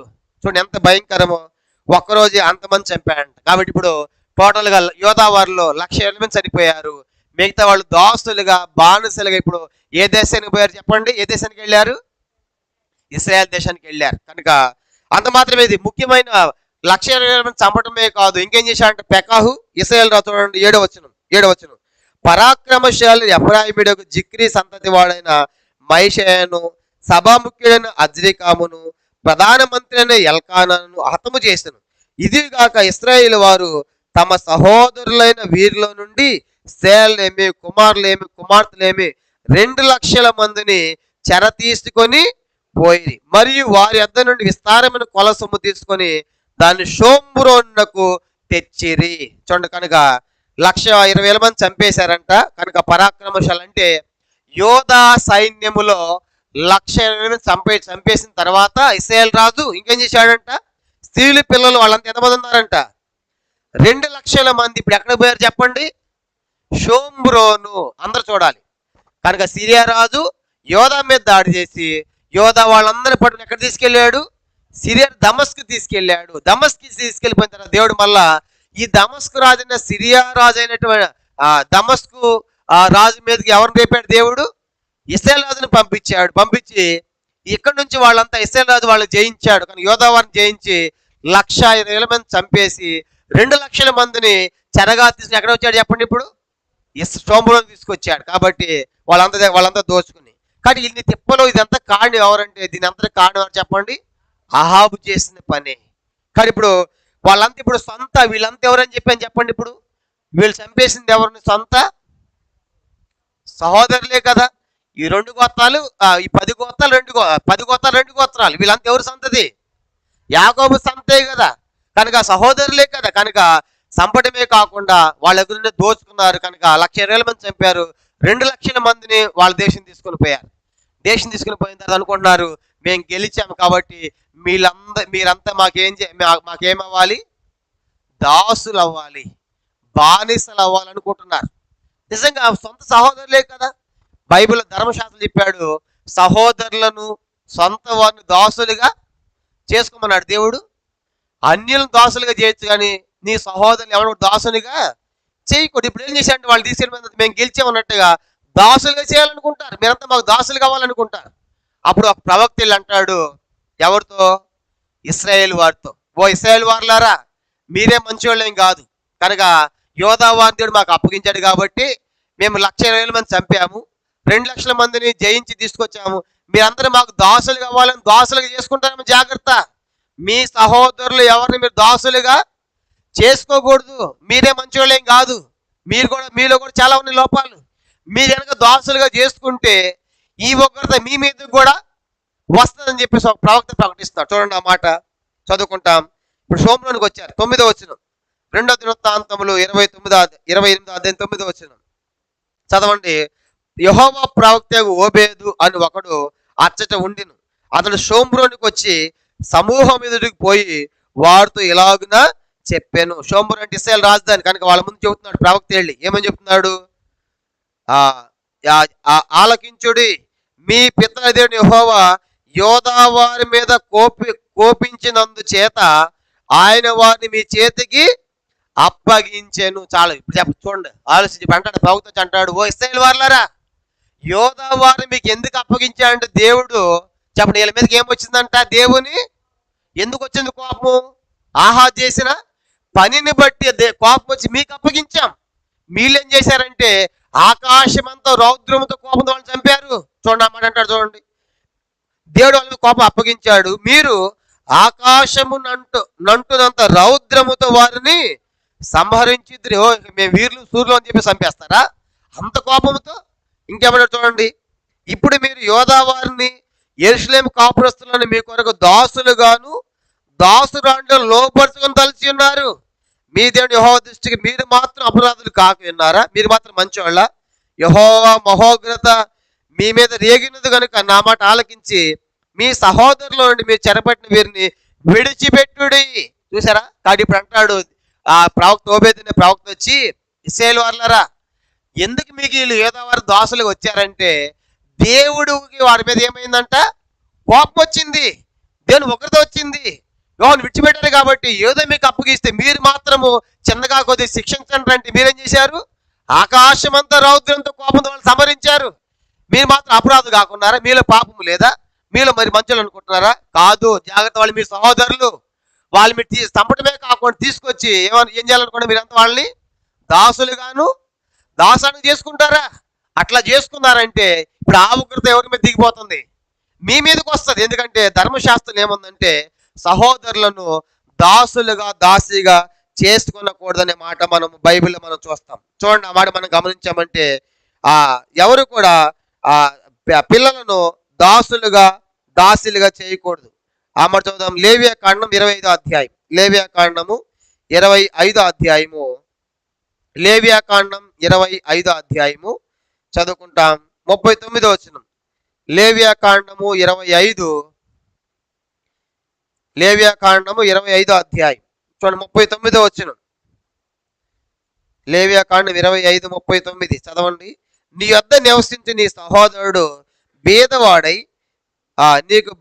నీకు అమ్మబడిన ఎడల వాని చేత బానిస సేవ చేయించుకొనకూడదు. చూసారా? నీ సహోదరుడు వాడు బీదవాడు కాబట్టి డబ్బు లేక సహోదరుడు నీకు అమ్మబడ్డాడు, వాడిని కొనుక్కున్నావు. కొనుక్కున్న తర్వాత వాడు నీ సహోదరుడు కాబట్టి వాళ్ళతో ఏం చేయకూడదు, బానిస సేవ చేయించకూడదు. ఇప్పుడు వాళ్ళు ఏం చేయబోతున్నారు చెప్పండి, వాళ్ళంతా ఏం చేయాలనుకుంటున్నారంట, ఈ యోధా వారిని ఇశ్రాయేలు వారు ఏం చేయాలనుకుంటున్నారు, దాసులుగాను దాసరానికి బానిసేవ చేయించాలనుకుంటున్నారు. మీ సహోదరులు చేయకూడదు, కానీ ఇప్పుడు ధర్మశాస్త్రంలో ఉంది. కానీ ఇప్పుడు ప్రవక్త వచ్చాడు, ప్రవక్త వచ్చి మీరే మంచోళ్ళేం కాదు, ఏదో కాస్త శిక్షించండి అంటే మనం కూడా కొన్నిసార్లు ఇది కొద్దిగా చూసుకొని మొత్తం చంపేస్తారు. కనుక అట్లాగే వీళ్ళు కూడా కాస్త చూడండి అని చెప్పి అప్పగిస్తే ఆకాశమంతరవుతుందో లక్షల మంది చంపేస్తారు. అంతమంది చంపేస్తారా? మీరు అపరాధులు కారా, మీరే మంచోళ్ళు అనుకుంటున్నారా అని దేవుడు వాళ్ళని ఆ ప్రవక్తని గద్దిస్తూ, మీరు గనక ఇలాగ చేశారంటే మాత్రం ఈ ఒకటి మీ మీద కూడా జాగ్రత్త అని చెప్పేసి ప్రవక్త హెచ్చరించాడు. కాబట్టి ఇక్కడ మనం నేర్చుకోవాల్సిన సత్యం ఏంటంటే, మనకేం అర్థం అవుతుందంటే, తన సొంత సహోదరులు ఏం చేయకూడదు చెప్పండి, బానిస సేవ చేయించకూడదు. ధర్మశాస్త్రం ముందు చెప్పాడు దేవుడు. కానీ ఇప్పుడు వాళ్ళు అనుకున్నారు అది ప్రవక్త చెప్పాడు. చెప్పగానే వాళ్ళకి భయం వచ్చింది. ఎవరికి భయం వచ్చింది? అమ్మ మనం బానిసలు చేసుకుని దేవుడు మనల్ని శిక్షిస్తానని చెప్పి భయం వచ్చేసి ఏం చేశారంటే, తీసుకొచ్చిన వారిని ఆ గాడిదల మీద కూర్చోబెట్టి వాళ్ళకి ఆహారం ఇచ్చి వస్త్రాలు ఇచ్చి కొంతమంది ముఖ్యమైన ఏర్పాటు చేసి, అయ్యో వాళ్ళు దాసులు చేయొద్దు, వాళ్ళకి కావాల్సిన వస్త్రాలన్నీ కూడా ఏర్పాటు చేయండి అని చెప్పేసి వాళ్ళకి ఆహారం వస్త్రాలు అన్ని కూడా ఇచ్చారంట. చదువుకుంటాం మాట 2 దినవృత్తాంతములు 28వ అధ్యాయం. 2 దినవృత్తాంతములు 28వ అధ్యాయం చూడండి, 28వ అధ్యాయం 12వ వచనం నుండి. 2 దినవృత్తాంతం 28వ అధ్యాయం 12 నుంచి మనం మార్చి 15 చదువుకుంటాం. 12 నుంచి చదవండి. అప్పుడు ఎఫ్రాయిమీల పెద్దల్లో యోహానను కుమారుడు అజర్యా, మెషిల్లేతు కుమారుడైన బెరెక్యా, షల్లీము కుమారుడు ఇస్కియా, యహ్లాదా కుమారుడు అమషను వారు యుద్ధము నుండి వచ్చిన వారికి ఎదురుగా నిలబడి వారితో ఇట్లనిరి. 13 చదవండి. మీరు యెహోవా మన మీదకి అపరాధ శిక్ష రప్పించినట్లు మీరు చేసి ఉన్నారు. చెరపట్టిన వీరిని మీరు ఎక్కడికి రప్పింపకూడదు. మన పాపములను అపరాధములను పెంపు చేయటకు మీరు పూనుకొని ఉన్నారు. మన అపరాధం అధికమై ఉన్నది. ఇశ్రాయేలువారమైన మన మీద మహోగ్రత రేగినది. కాగా అధిపతులను సమాజం కూడిన వారు కొందలార చూస్తుండగా ఆయుధస్తులు చెరపట్టబడిన వారిని కొల సొమ్మును విడిచిపెట్టిరి.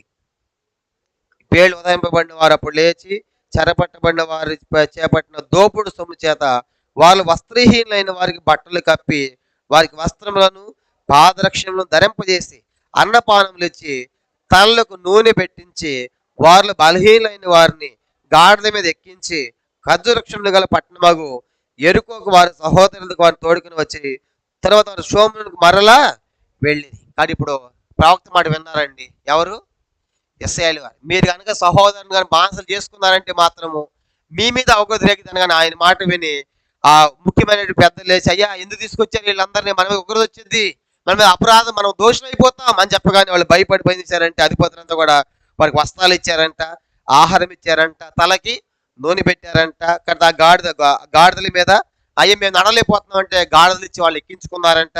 మంచి ఆహారం అటువంటి ఖర్జూర పట్టణం గల ఎరుకోకు వాళ్ళు తీసుకొని వచ్చారు. కాబట్టి ఇప్పుడు వాళ్ళు అలాగూ భయపడి ప్రవక్త మాటకు విధేయత చూపించి ఇశ్రాయేలు వారు యోధావాన్ని బానిసలుగా చేసుకోకుండా మంచి సహృదయంతో ఆహారం వస్త్రాలు నూనె అన్ని కూడా ఇచ్చి నడవలేని వారికి కూడా గాడిదలు కూడా ఇచ్చి కనుక బానిసలుగా దాసులుగా కాకుండా సహోదరులుగా గుర్తించినట్లుగా మనము చూస్తాం. కాబట్టి ఇంతవరకు ఒక భాగం అది మనం చూసిన తర్వాత ఇప్పుడు ఏమైంది చెప్పండి, ఇది అయిపోయి ఇంతవరకు. ఇప్పుడేం జరిగిందంటే ఇప్పుడు యోధా వారందరూ ఇప్పుడు ఎక్కడ వెళ్ళిపోయారు చెప్పండి? ఇశ్రాయేల్ దేశం వెళ్ళిపోయారు. కానీ యోధా వారు మొట్టమొదట సిరియాకి వెళ్ళిపోయారు. సిరియా నుంచి ఎక్కడ వెళ్ళిపోయారు వాళ్ళు?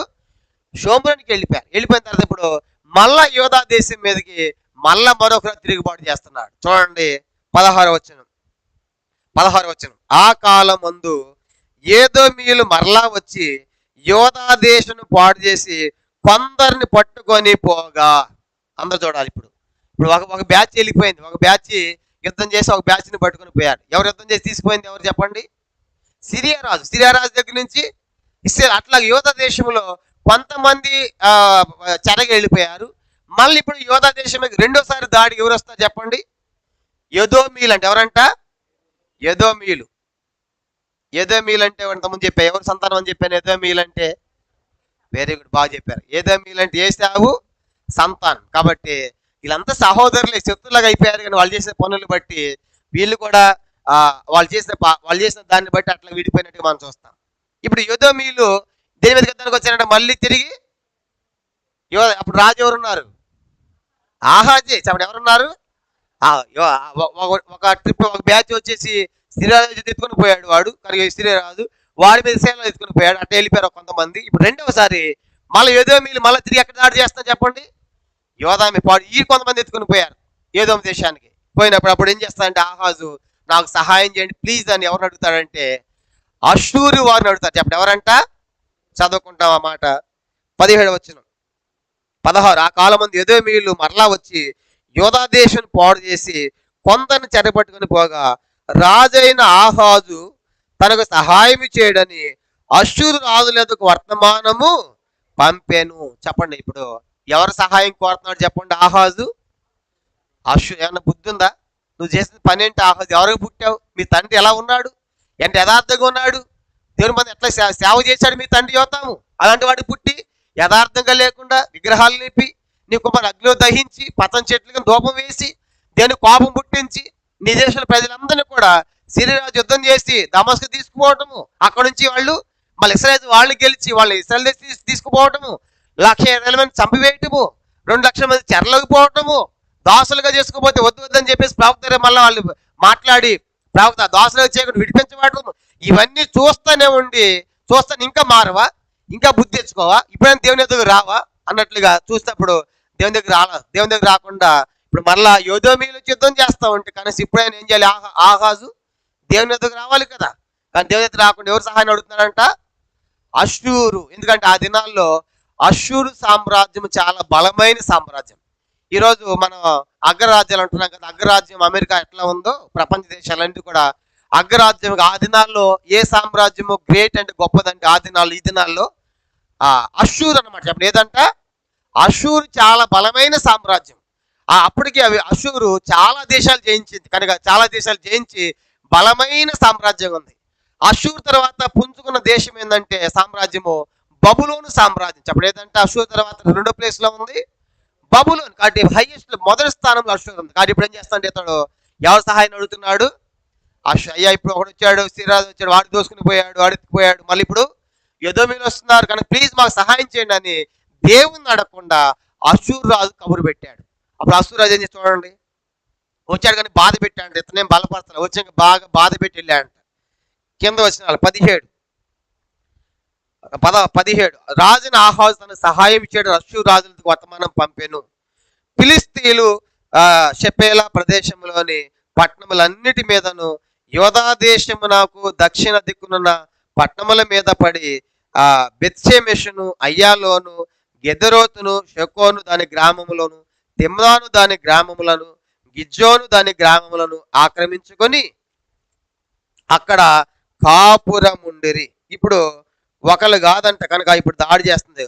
ఆ దేశం మీదకి ఎవరెవరు వస్తున్నారంటే మొట్టమొదటి ఎవరు వచ్చారు? మొదటి ఎవరు వచ్చారు చెప్పండి?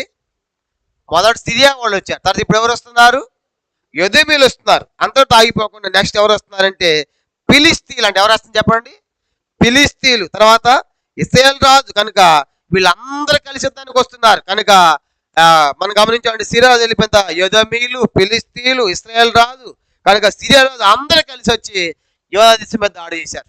కానీ దాడి చేసినప్పుడు ఏమైపోయారంట? కాపురం ఉన్నారు, అన్ని ఆక్రమించుకున్నారంట. కానీ ఇప్పుడు యోధా దేశం ఎట్లా అయిపోయిందంట? 19 వచ్చిన చోట 19 ఇవన్నీ ఆక్రమించుకునే కారణం చేత యోధా దేశం ఏమైపోయింది చదవండి. ఆహాజు యోధా దేశమును దిగంబరునిగా చేసి మనం వాడుకున్నాం. యెరూషలేము ఎడారి ఆయన యోధా దేశము దిగంబర అయిపోయింది. దిగంబర అయిపోవటం అంటే ఏం చెప్పండి? అన్ని కోల్పోయారు. వెండి బంగారాలే కాదు వస్త్రాలు కూడా లేకుండా యోధా దేశం దిగంబర అంటే ఉన్నదంతా తుడుచుకుపోయారు వచ్చినవాడు. కనుక సిరియా రాజు, తర్వాత ఇశ్రాయేలు రాజు, తర్వాత ఎదోమీయులు, ఫిలిస్తీయులు వచ్చి ఒకరి తర్వాత ఒకటి వచ్చి మొత్తాన్ని దోచుకుని పోయారు. ఇప్పుడు దేశం అంతా ఏమైపోయిందంట? దిగంబర డేలా తీసింది. అన్ని రంగాల్లో కూడా దేశము పాడైపోయింది. దేశాన్ని పాడు చేశాడు. కారణం ఏంటంటే ఈ ఆహాజు యెహోవా మీద ద్రోహం చేశాడంట. ఎవరికి ద్రోహం చేశాడు చెప్పండి? మనుషులు కాదు. చూడండి ఆ మాట 19 ఆహాజు యోధా దేశమును దిగంబరునిగా చేసి యెహోవాకు ద్రోహము చేసి ఉండెను. చూడండి ఎవరు ద్రోహం చేశాడు? ఆహాజు దేవునికి ఎట్లా ద్రోహం చేశాడు చెప్పండి? ఒక మాట చెప్పండి. ఆహాజు దేవునికి ఏం ద్రోహం చేశాడు? అర్థం కాదు ఇప్పుడు దాకా చెప్పిందంతా మీకు. అదే కదా మరి, అది ఒక మాట చెప్పండి, ఏం పెట్టాడు? అది ద్రోహం అంటే దేవుడిని తీసిపెట్టేశాడు. దేవుడే లేకుండా పెట్టి దేవుడు ఊరుకుంటాడా? నన్నే కాదంటావు రాహాజు, నువ్వు నీ సంగతి చూసుకొని చెప్పి మొత్తాన్ని రేపాడు. కనుక దేవునికి ద్రోహం చేయటం అంటే అసలు దేవుడు లేకుండా చేసావు నువ్వు దేశంలో. ఎంత భయంకరము! దేవునికి ద్రోహం చేస్తే బతుకుతావా? కానీ మనిషి ద్రోహం చేస్తే మనిషి బతకొచ్చాము. నిన్న ఎన్నోసార్లు చెప్పారు, రాజద్రోహము దేశద్రోహం అని. దేశద్రోహం అంటే దేశంలో దేశ ఉప్పు తిని దేశానికి ఎసరు పెట్టాడు అనుకోండి, ఎవరికన్నా ఉగ్రవాదులు మన సమాచారం అందించాడు అనుకోండి, వాడు ఏమంటాడు? వాడు దేశద్రోహం అండి, మన సమాచారం అంతా దొంగిలించి అందిస్తానంటారు. రాజద్రోహం అంటే రాజు దగ్గర మంచి తిని తాగి రాజుకి ఎసరు పెట్టడం, రాజుకి పుల్ల పెట్టడం, సంపాదన ప్రయత్నం చేయడం, అది రాజద్రోహం. రాజద్రోహం దేశద్రోహం. కానీ యెహోవాకు ద్రోహం చేయడం అంటే ఎంత భయంకరం అండి. నువ్వు దేవునికి ద్రోహం చేసావంటే ఇక నిన్ను విడిపించేవాడు ఎవడు? నీకు సహాయం చేసేవాడు ఎవడు? దేశమంతా దిగంబరైపోయింది, ఎంత పాడైపోయింది కదా దేశము. అసలు దేశం ఎలాంటి దేశము? పాలు తేలి ప్రవహించే దేశము, రమ్యమైన దేశము, కరువురాని దేశము. ఇవన్నీ బైబిల్లో ఉన్నాయి. 104 అంటాడు, అది రమ్యమైన దేశము. యేసుక్రీస్తు 20వ అధ్యాయం 6వ వచనంలో అది పాలు తేలి ప్రవహించే దేశం. ద్వితీయోపదేశకాండం 8:10లో అది మంచి దేశం. అన్ని ఉన్నాయి. అలాంటి మంచి దేశం ఇప్పుడు ఏమైపోయిందని చెప్పండి? దిగంబరిగా అయిపోయింది, అన్ని దోచుకుని పోయారు. కారణం ఏంటంటే యెహోవాని విసర్జించినందున. చూసారా? కాబట్టి ఇప్పుడు ఇంతమంది వచ్చి దోచుకుని పోతే దేశమంతా దిగంబరైపోయింది, అందరూ ఆక్రమించుకున్నారు, పాడైపోయింది. ఆహాజు తర్వాత ఏమైపోయింది చూడండి, 19వ వచనం. యెహోవాకు ద్రోహము చేసిండను గనుక యెహోవా ఇశ్రాయేలు రాజును ఆహాజు చేసిన దానిని బట్టి యోధా వారిని హీనపరిచెను. చెప్పండి, యోధా వాళ్ళందరూ ఏమైపోయారంటే ఇప్పుడు హీనులైపోయారు, బలహీనులు అయిపోయారు. అందరి స్థితిలో లెక్క లేకుండా అయిపోయారు, విలువ లేకుండా అయిపోయారు, హీనపరిచారంట. చూడండి, హీనులు దేవుడి వాళ్ళు సిగ్గుపాలు చేసినట్టుగా అయిపోయింది, హీనపరిచారంట. తర్వాత ఇప్పుడు ఇతడు ఎవరి సహాయాన్ని కోరాడని చెప్పండి. ఆహాజు రాజు ఎవరు సహాయం కోరాడు? అష్షూర్. ఎందుకంటే అది బలమైన సామ్రాజ్యం కదా, కాబట్టి మీరు వచ్చి మాకు సహాయం చేయండి అని అడిగితే ఇప్పుడు వాడు వచ్చాడు. ఎవరంటే అష్షూరు రాజు. చూడండి 20వ వచనం. అష్షూరు రాజైన తిగ్లత్పిలెసరు అతని యొద్దకు వచ్చి అతన్ని బాధపరిచిన గాని అతన్ని బలపరచలేదు. చెప్పండి, కనుక ఏం చేశాడంట? బాధ పెట్టాడు. వచ్చాడు, సహాయం అడిగాడు కదా. ఎందుకంటే చాలా మంది ఇతనికి ఈ దేశం మీదకి వచ్చారని చెప్పాను. ఎవరెవరు వచ్చారని చెప్పాము? ఏదో సిరియా వచ్చి వెళ్ళిపోయిన తర్వాత, ఎదోమీలు వచ్చారు, తర్వాత ఫిలిస్తీన్లు వచ్చారు, మళ్ళీ తర్వాత ఇశ్రాయేలు అందరూ కలిసి వచ్చారంట. ఈ మాట ఎక్కడ రాయబడిందంటే యెషయా గ్రంథము 7వ అధ్యాయం. చూడు ఒకసారి అక్కడికి వెళ్తాం. యెషయా గ్రంథము 7వ అధ్యాయంలో వీళ్ళంతా కలిసి యుద్ధానికి వస్తున్నారు. అందుకే భయపడి సిరియా రాజు యొక్క సహాయాన్ని అష్షూరు రాజు యొక్క సహాయాన్ని అడిగాడు. యెషయా గ్రంథం 7వ అధ్యాయం చూడండి. యెషయా గ్రంథం 7వ అధ్యాయము మొదటి 2 వచనాలు చూడండి, ఇది అర్థమవుతుంది. ఇక్కడ రాయబడినది యెషయా గ్రంథం 7వ అధ్యాయం మొదటి 2. యోధా రాజును ఉజ్జియా మనవడును యోతాము కుమారుడైన ఆహాజు దినములలో, ఆహాజు గురించి మనం చూస్తాం. సిరియా రాజు అయిన రెజీనును. చెప్పండి, సిరియా రాజు ఎవరంట? రెజీను. ఇశ్రాయేలు రాజు రెమల్యా కుమారుడు పెకాహు యుద్ధము చేయవలని యెరూషలేము మీదకి వచ్చేది కానీ అది వారి వలన కాకపోయింది. అప్పుడు సిరియనులు ఎఫ్రామీలను తోడు చేసుకుని దావీదు వంశస్థులకు తెలుపడగా చాలండి. కనుక ఎవరంట యుద్ధానికి వచ్చింది? సిరియా రాజైన రెజీను, ఇశ్రాయేలు రాజైన పెకాహు, సిరియనులు, ఎఫ్రాయిమీయులు, ఫిలిస్తీన్లు అందరూ కూడా కనుక ఏకమైనప్పుడు భయపడి ఏం చేస్తాడంటే అతడు చెప్పండి, భయపడి ఏం చేశాడు? భయపడి అష్షూరు రాజు యొక్క సహాయాన్ని కోరినట్లుగా మనం చూస్తాం. 3వ వచనం చూడండి, 3 యెషయా 7:3. అప్పుడు యెహోవా యెషయాతో ఇలాగ సెలవిచ్చును, ఆహాజును ఎదుర్కొంటకు నీవు నీ కుమారుడైన షెరయ్యాషాబు చావిరేక మార్గం పై కోనేటి కాలుకి పోయి అతనితో ఇలాగ చెప్పుము, భద్రము సుమి నెమ్మళించుము, పొగరాచున్న ఈ 2 కొరకంచు కొనలకు అనగా రెజీనును సిరియనుల రెమల్యా కుమారుడును అని వారి కోపాగ్నికి జడియకుము, నీ గుండె అవియనీయకుము.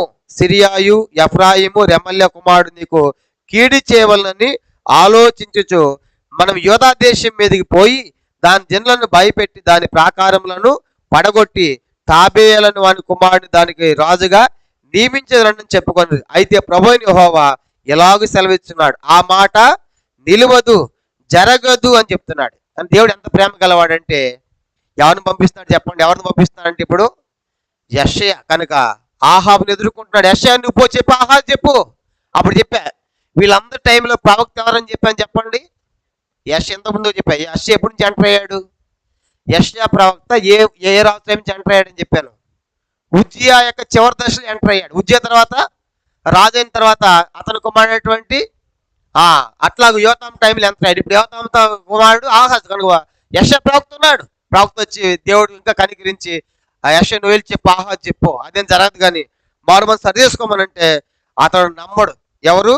ఆహాజు. ఏదైనా ఒక సూచన అడిగయ్యా, ఇప్పుడు నువ్వు సరి చేసుకొని చెప్తావంటే నేను నమ్మనంటాడు. చూడండి 10వ వచనం, యెషయా 7:10. యెహోవా ఇంకా నువ్వు ఆహాజునకు ఎలాగూ సెలవు. ఎవరికంట? ఎవరితో మాట్లాడుతున్నారు? యెహోవా దేవుడు ఆహాజుకు సెలవిస్తున్నాడు. ఎవరి ద్వారా? ఎంత పనులు చేసినా, దుర్మార్గం ప్రవర్తించినా, శిక్ష వచ్చినా ఇప్పుడైనా మారవని చెప్పేసి యెషయా ప్రవక్త చెప్తున్నాడు ఆహాజుకి. ఇలా దేవుడు యెహోవా వాళ్ళ ఒక సూచన అడిగయ్యా, ఇప్పుడు సూచన అడిగి నువ్వు కాపాడబడుతూ అంటావంటే నేను అడగను. అది పాతాళమంత లోతైనను సరే, ఓతంత లోతైనను సరే, ఆహాజు నేను అడుగను. ఏమంట? నేను యెహోవాను శోధింపనని చెప్పగా అతడు ఎలాగూ చెప్పాను, దావీదు వంశస్థుల వినుడి, మనుషులు విసుకుంటే చాలదనుకొని నా మీద దేవుడు కూడా విసికింతురా చాలండి. కాబట్టి దేవుడు ఎంత మంచివాడంటే ఇలాంటి పరిస్థితుల్లో యెషయాని పంపించి, కనుక ఇంతమంది దాడి చేస్తున్నారయ్యా, ఇప్పుడు దేవుని నమ్ము, ఏదైనా ఒక సూచన అడుగు దేవుని తరంటే నేను అడగను. చూసారా ఎంత భయంకరమైన ఆహాజు జీవితము? నేను అడగను, దేవుని ఎదుగు రాలేదు. ఆ కారణం చెప్పి ఏం చేశాడంటే ఇప్పుడు దేవుని అడగకుండా సహాయం ఎవరు అడుగుతాడు చెప్పండి? అషూర్ రాజు అయినా చెప్పండి, అషూర్ రాజు యొక్క సహాయాన్ని కోరాడు. ఇప్పుడు అషూర్ రాజు వచ్చి ఏం చేశాడంటే అతన్ని బాగా బాధ పెట్టాడు. వచ్చినాడు ఏం చేశాడు చెప్పండి? నాకు అది కావాలి, ఇది కావాలి, ఇస్తావా లేదని చెప్పేసి మొత్తం కూడా బాధ పెట్టి ఇంకాస్త బలహీనపరిచాడు. రెండో దినవృత్తాంతములు ఈ యొక్క అషూర్ రాజుకు మరొక పేరు కూడా ఉంది. ఇంతకేం చదువుకుందాం? తిగ్లత్పిలెసర్ చదువుకున్నాం కదా. అతనికి మరొక పేరు ఏంటంటే 2 రాజులు 15వ అధ్యాయం. పూలు అనే పేరు కూడా అతనికే ఉంది. పూలు అనే పేరు కూడా అతనిది. 2 రాజులు 15వ అధ్యాయము 9వ వచనం చూడండి. 2 రాజులు 15వ అధ్యాయము 2 రాజులు 15వ అధ్యాయము 9వ వచనం 8, 9 వచనాలు. 2 రాజులు 15వ అధ్యాయం 8, 9. యోధారాజుని అజరి ఏలుబడిలో 38వ సంవత్సరం మందు యెరోబాము కుమారుడైన జకర్యా షోమ్రోన్లో ఇశ్రాయేలు వారిని 6 నెలలు ఏలెను. ఇతడును ఇశ్రాయేలు పాపం చేయడానికి నెబాతు కుమారుడు యెరోబాము చేసిన పాపం విడువక అనుసరించుచు తన పితరులు చేసినట్టు తాను యెహోవా దృష్టికి చెడుతనము జరిగించెను. క్షమించండి, 1 రాజులు అనుకుంటాను, ఒక్క నిమిషము. ఇక్కడ ఈ రాజుగా మరొక పేరు ఏంటంటే పూల్ అనే పేరు కూడా ఇతనికే ఉంటది. ఒక్క నిమిషము. ఈ 15వ అధ్యాయంలోనే 19 వచ్చిన క్షమించండి 2 రాజులు 15-19 చూడండి. 15-19 2 రాజుల గ్రంథము 15వ అధ్యాయం 19 వచనం. అష్షూరు రాజైన పూలు దేశం మీదకి రాగా మెనహేము తనకు రాజ్యం స్థిరపడినట్లుగా పూల్ చేత సంధి చేయించుకున్నాను. చాలండి. అష్షూరు రాజైన చెప్పండి, అష్షూరు రాజు పేరు ఏంటంట? పూలు. పూలు అన్న తిగ్లత్పిలెసర్ అన్న రెండు కూడా ఒకటే. అందరు చెప్పండి. కనుక అష్షూరు రాజుకున్న 2 పేర్లు, ఒకటేంటి పూలు, రెండో పేరు తిగ్లత్పిలెసర్, రెండు కూడా ఒకటే. కనుక అష్షూరు రాజుకి మళ్ళీ చదువుకున్నప్పుడు కన్ఫ్యూజ్ అవుతారని అది చదివించాను. కాబట్టి అష్షూరు రాజుకి పూలు అన్న తిగ్లత్పిలెసర్ రెండు కూడా ఒకటే అని నోట్ చేసుకోండి. కాబట్టి అతను అష్షూరు రాజు. ఇప్పుడు అష్షూరు రాజు సహాయం చేయడానికి యోధా దేశానికి సహాయం కోరాడు ఆహాజు. ఏం జరిగిందంట? 2 దినవృత్తాంతములు చూడండి 20 వచనం 28-20. 2 దినవృత్తాంతములు 28వ అధ్యాయం 20 వచనం. అష్షూరు రాజైన తిగ్లత్పిలెసరు అతని ఎద్దకు వచ్చి అతన్ని బాధపరిచినే గాని అతన్ని బలపరచలేదు. చెప్పండి. పిలుచుకున్నవాడు వచ్చి ఏం చేశాడంటే కాస్త ఏం పర్వాలేదులే, మేము ఉన్న వాళ్ళు నీకు అభయస్థ అనాల్సింది పోయి ఏమన్నాడు, కాస్త ఇంకా బాధ పెట్టాంట వాడు కూడా వచ్చి. కనుక ఎవడు? అష్షూరు రాజు. ఎవరిని? ఆహాజుని. ఇప్పుడు ఏం జరిగింది చూడండి 21వ వచనం. ఆహాజు భాగములు ఏర్పరిచి యెహోవా మందిరములోండి మరి ఒక భాగమును, రాజనగర్లోండి ఒక భాగమును, అధిపతుల యొద్ద నుండి మరి ఒక భాగమును తీసి అషూరు రాజునికి ఇచ్చిన గాని అతడు అతనికి సహాయము చేయలేదు. కనుక వచ్చి బాధ పెడతా ఉంటే తీసుకో మందిరం నుంచి ఒక భాగము, తర్వాత అధిపతుల నుండి ఒక భాగము, తర్వాత రాజనగర్ నుంచి భాగం ఇచ్చాడు, మందిరం నుంచి భాగం ఇచ్చాడు, అధికారులు భాగం ఇచ్చాడు. కనుక వనంతా దోసిపెట్టాడు. ఎవడికి? అషూరు రాజుకి. తీసుకుని సహాయం చేశాడా అంటే ఏం చేశాడంటాడు? తీసుకున్నాడు. అతను సహాయం ఏమి కూడా అనవసరంగా పిలిచారు వీడిని. కనుక వస్తే అసలే వచ్చి వాళ్ళందరూ ఎత్తుకుని పోయారు. సిరియా ఎత్తుకుని పోయాడు. తర్వాత నెక్స్ట్ వచ్చినటువంటి వాళ్ళు అందరూ ఎత్తుకుని పోతా ఉంటే వీడు చూడదు కాస్త వీడు ఎత్తుకుపోయాడు. ఎవరు? అషూరు రాజు. కానీ అట్లా దేశము దిగంబరైపోయింది. చూడండి, ఏ సహాయం చేయలేదంట. ఇప్పుడు డీల్ అయిపోయాడండి. ఎవరు? ఆహాజ్. కనుక ప్రజలు పోయారు, సైన్యం పోయింది, సంపద అంతా పోయింది. ఏమైపోయిందంటే గొప్ప ఆపదలో ఉన్నాడు ఇప్పుడు. చూడండి 22వ వచనం. ఆపత్కాలమందు అతడు యెహోవా దృష్టికి మరి అధికముగా అత్యుత్తమములు జరిగించి అట్లు చేసిన వాడు ఈ ఆహాజు రాజే. చూడండి, ఆపద వస్తే ఏం చేస్తారు? కనీసము ఆపద మొక్కులన్నా మొక్కుతారు. దేవా ఇది ఇడిపిస్తే ఇస్తానే అంటాడు. ఆ పని కూడా చేయాలి ఆహాజు. ఆపత్కాలం అన్న కనీసం మొక్కోవాలి దేవునికి. ప్రభు ఇది వచ్చిందా, నన్ను విడిపిస్తే ఇంత ఇస్తానో. లేకుంటే చాలా మంది అంటారు కదా, చాలా మంది ప్రభుని కొత్తగా నమ్మేవాళ్ళు, బ్రదర్ మా అబ్బాయి కనుక ఈ రోగం పోయిందంటే మేము ఏసైకి ఇంత ఇస్తాం, మేమే గుడి కట్టిస్తాం, లేకుంటే మేము చర్చికి ఒక వ్యాన్ ఇస్తాం, వెహికల్ ఇస్తాం. చాలాసార్లు మొక్కుంటారు చాలా మంది. కనుక ఎంత అప్పుడు ఎన్నో లక్షలు ఖర్చు పెట్టేశారు, ఈ దేవుడు సహాయం చేస్తూ ఉంటారు. కనుక అదేం మొక్కలు చెప్పండి? ఆపద మొక్కలు అంటారు. అంటే వాళ్ళందరి మేలు వచ్చి ఇచ్చేస్తారు, మళ్ళీ దేవుని దగ్గర రారనమాట. దేవుడు బాగు చేశాడు తీసుకొని ఇచ్చేస్తారు, మళ్ళీ దేవుని మందిరికి వస్తే ఒట్టు. కాబట్టి అది ఆపద మొక్కలు అన్నమాట. కనీసం అదన్న మొక్కటల్లా అయ్యి ఇంత అయిపోయింది అని చెప్పేసి ఆపత్కాలంలో కనీసము దేవుని యొద్ద కావాలంటే ఎన్నోసార్లు చెప్పాం. ఒకటి దేవుని యొద్ద కావాలంటే జబ్బన్నా రావాలి, నీకు బాగుపడవు, ఇదే ఫినిష్ చనిపోతాం అని చెప్పాలి. రెండోది డబ్బన్నా పోవాలి, మొత్తం దివాలా తీయాలి. మూడవది శిక్ష అన్నా పడాలి. ఇక నీకు ఉరి శిక్ష అని చెప్పాలి. అప్పుడు ఏం చేస్తారు? ఉరి శిక్ష పడిన వాడి దగ్గరికి వెళ్ళి నువ్వు దేవుని నమ్మకం సహాయం చేస్తా అవుతుందా అని ముక్తాడు. ఎందుకు? ఉరి శిక్ష నెక్స్ట్ ఉరి శిక్ష కాబట్టి ఆప్షన్ లేదు కాబట్టి దేవుని ఎందుకు వస్తాడు. ఇప్పుడు డబ్బంతా పోయిందా, అయ్యో దేవుడు మళ్ళీ నేను లేవనెత్తాడు పడిపోయిన వాడిని చెప్పి అనుకోండి, వాళ్ళు కొద్ది ఆశ ఉంటుంది. అప్పుడు వాళ్ళంతా కూడా దేవుని దగ్గరికి వస్తాడు. కనుక అన్ని పోయింది, ఒకసారి నమ్మి చూద్దామని వస్తారు. జబ్బన వచ్చిందా ఇక నయంగా చచ్చిపోతామని ఏం చేస్తాడు? కనుక బెడ్ మీద మోకరిస్తా ప్రార్థన చేస్తామంటే మోకరిస్తాను బ్రదర్, వద్దులంటే మోకరిస్తా అంటాడు. ఎందుకు? చచ్చిపోతాను కదా.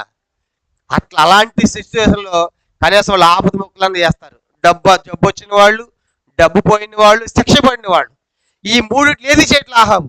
ఎంత కఠినుడండి. ఆపత్కాలములో కూడా దేవుని ఎదుగు రావడం లేదు. ఇంకా మరి మరి అతిక్రమాలు ఎక్కువగా చేశాడంట. అంటే ఈయన సాగబోతున్నా కాబట్టి అని చెప్పేసి ఇష్టానుసారంగా జీవించాడు. ఏం చేశాడు చూడండి, కింద వచనాలు. కింద 22వ వచనం, దేవుని ఎదుగు 23వ వచనం. ఎట్లనగా సిరియా రాజుల దేవతలు వారికి సహాయం చేయుచున్నవి గనుక వాటి సహాయం నాకును కలిగినట్లు నేను వాటికి బలులు అర్పించేదని అనుకొని తను ఓడించిన దమస్కు వారి దేవతలకును బలులు అర్పించాను. అయితే అవి అతనికిని ఇశ్రాయేలు వారికి నష్టమునకే హేతువులాయను. ఇప్పుడు ఈ మిక్కిలి ఆపత్కాలములో, కష్టకాలములో ఆలోచిస్తున్నాడు. ఎందుకు సిరియా వాళ్ళు గెలుస్తున్నారు, ఎందుకు వాళ్ళు మనం జయించారంటే వాళ్ళ దేవతలు గొప్పవి. చెప్పండి, ఏంటంటే వాళ్ళ దేవతలు. నేను కూడా ఏం చేస్తాను చెప్పండి, నేను కూడా వాటిగా బలి అర్పిస్తే, వాటిని సేవిస్తే నేను కూడా ఈ ఆపదలోంచి విడిపించబడతా అని చెప్పేసి ఏం చేశాడంటే మళ్ళీ ఇప్పుడు కొత్త దేవతలు తెచ్చాడు. అంత బయలు పెట్టాడు కదా, అంబోయిలు పెట్టాడు కదా. ఇప్పుడు సిరియా దేవతలు తీసుకొచ్చాడు, వాటికి మొక్కుతున్నాడంట, వాటికి పెట్టాడంట. అవి ఇశ్రాయేలు వారికి ఆహాజు నష్టానికి ఎంత బుద్ధిహీనం అండి. కనుక వాళ్ళ దేవతలను బట్టి వాళ్ళు జయించారా? మనం చదువుకున్నాం, యెహోవాయే సిరియా రాజు చేతికి అతన్ని అప్పగించిన దేవుడు, సిరియా దేవతలు కాదు విజయం సాధించింది. నీకు బుద్ధి రావాలని ఆ రాజును లేపాడు. అది తెలుసుకోకుండా ఆ దేవతలు సహాయం చేస్తుంది కాబట్టి నేను కూడా ఏం చేస్తాను అని చెప్పేసి ఏం చేశాడంట, వాడి దేవతలు బలు అర్పించాడంట. అవన్నీ కూడా అతని నష్టానికే హేతువులు అయిపోయింది. ఇంకా నష్టపోయాడు. ఇప్పుడు ఏం చేశాడంటే కోపం వచ్చేసి ఇక మందిరం ఉండటానికి వీళ్ళని చెప్పేసి మందిరానికి తాళాలు పెట్టేశాడు. యెరూషలేము మందిరము మూయబడింది. ఎవరి టైంలో? ఎంత భయంకరం చూడండి. ఆ మాట కింద వచనము 24 వచనం.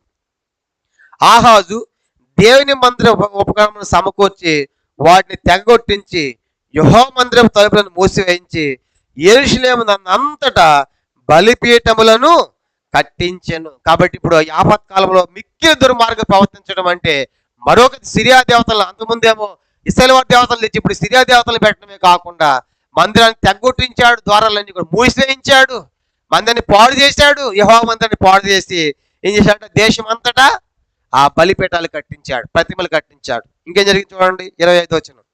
యోధా దేశంలో పట్టణములు అన్నిటిలోనూ అతడు అన్యుల దేవతలకు దోపం వేటిగా బలిపీఠములు కట్టించి తన పితరులైన యెహోవాకు కోపం పుట్టించెను. ఇదని అతను చేసే పని. ఇప్పుడు మందిరాన్ని మూసివేసాడు, మందిరం తాళాలేసి ఎవడు మందిరం ఆడకి లేకుండా దేశం అంతటా కూడా అన్యుల దేవతలు ఏం కట్టించాడంట, బలిపీఠాలు కట్టించి వాటికి దూపం వేశాడు, అంతలో అటు తిప్పాడు. అతడు చేసిన కార్యాలను గూర్చి అతని చర్య అంతటిని గూర్చి యోధా ఇశ్రాయేలు రాజుల గ్రంథం ముందు రాయబడినది. ఆహాజు తన పితరులతో నిద్రించి యెరూషలేము పట్టణం ముందు పాతి పెట్టబడి గాని ఇశ్రాయేలు రాజుల సమాధులకు అతడు తేబడలేదు.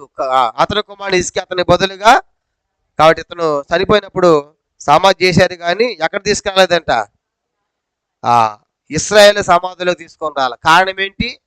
నువ్వు ఇశ్రాయేలు రాజులో తగినవాడు కాదు, ఇశ్రాయేలు రాజులకు ప్రవర్తించలేదు, ఇశ్రాయేలు రాజులు యెహోవాను సేవించలేదు, కాబట్టి నువ్వు ఇశ్రాయేలు రాజుల సమాధుల్లో ఉండటానికి లేదని చెప్పేసి అతని రాజుల సమాధుల్లో రాజ లాంఛనాలతో అతని సమాధి కార్యాలు జరగలేదు. ఆహాజు కారణం ఏంటంటే అతను చేసినటువంటి భయంకరమైన కార్యాలే. కాబట్టి నిజంగా ఆహాజులో మనకు ఒక్క మంచి లక్షణం కూడా అసలు ఏమీ కూడా కనపట్లేదు కాదు. కనుక యథార్థంగా లేకపోగా యోతాము పుట్టావు, నీ తండ్రి ఎంత అద్భుతంగా జీవించాడు, అతను ఎంత యథార్థంగా ఉన్నాడు, మందిరంలోకి పోకుండా లేవి యాజకులు పెట్టి ఎట్లా సేవ చేశాడు, దేవుడు అతన్ని బలపరిచని రాయబడింది. యోతాము యథార్థం ఉన్న కారణం చేత యెహోవా యోతాముని యథార్థతను బట్టి బలపరచబడ్డాడు మీ తండ్రి. కానీ నీవేమైపోయావంటే యెహోవాను నమ్మకుండా యథార్థంగా లేకుండా విగ్రహాలు నిలిపి బయలుదేవతలు నిలిపి నీ కుమారుడు అనుజనులు అగ్నిలో వేసి పిల్లలు అగ్నిలో వేసి ప్రతి పత్తని చెట్టు కింద కనుక బలిపీఠాలు కట్టించి వాడు దూపం వేసావు.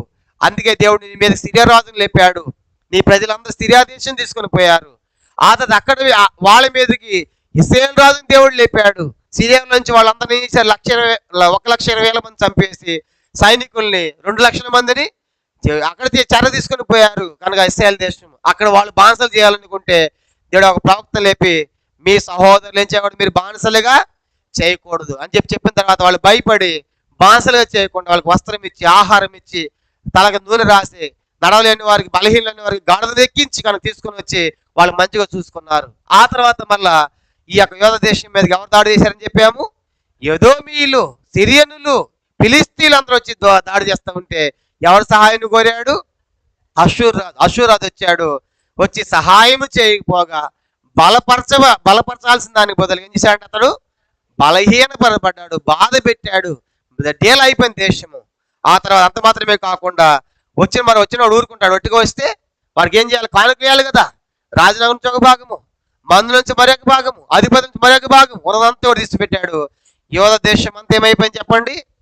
దిగంబరి ఆయను మొత్తం పాడు చేశాడు దేశాన్ని యోధ ఆహాజు. కనుక ఎంత భయంకరం చూడండి, దేశమే దిగంబరి అయిపోయింది. మనుషులు లేకుండా, దాంట్లో ఆర్థిక వనరులు లేకుండా, వెండి బంగారం లేకుండా, మందిరం లేకుండా ఏమైపోయిందంటే ఇతని టైంలో దేశం అంతా కూడా దివాలా తీసింది. దిగంబరి అనే మాట మనం చదువుకున్న చాలా పెద్ద మాట. అది దిగంబరి అవటం అంటే మొత్తం తుడుచుకుని పోయారు దేశం అంతా, ఏమీ లేదు, వస్త్రహీనలాగా అయిపోయింది ఆ దేశం అంతా.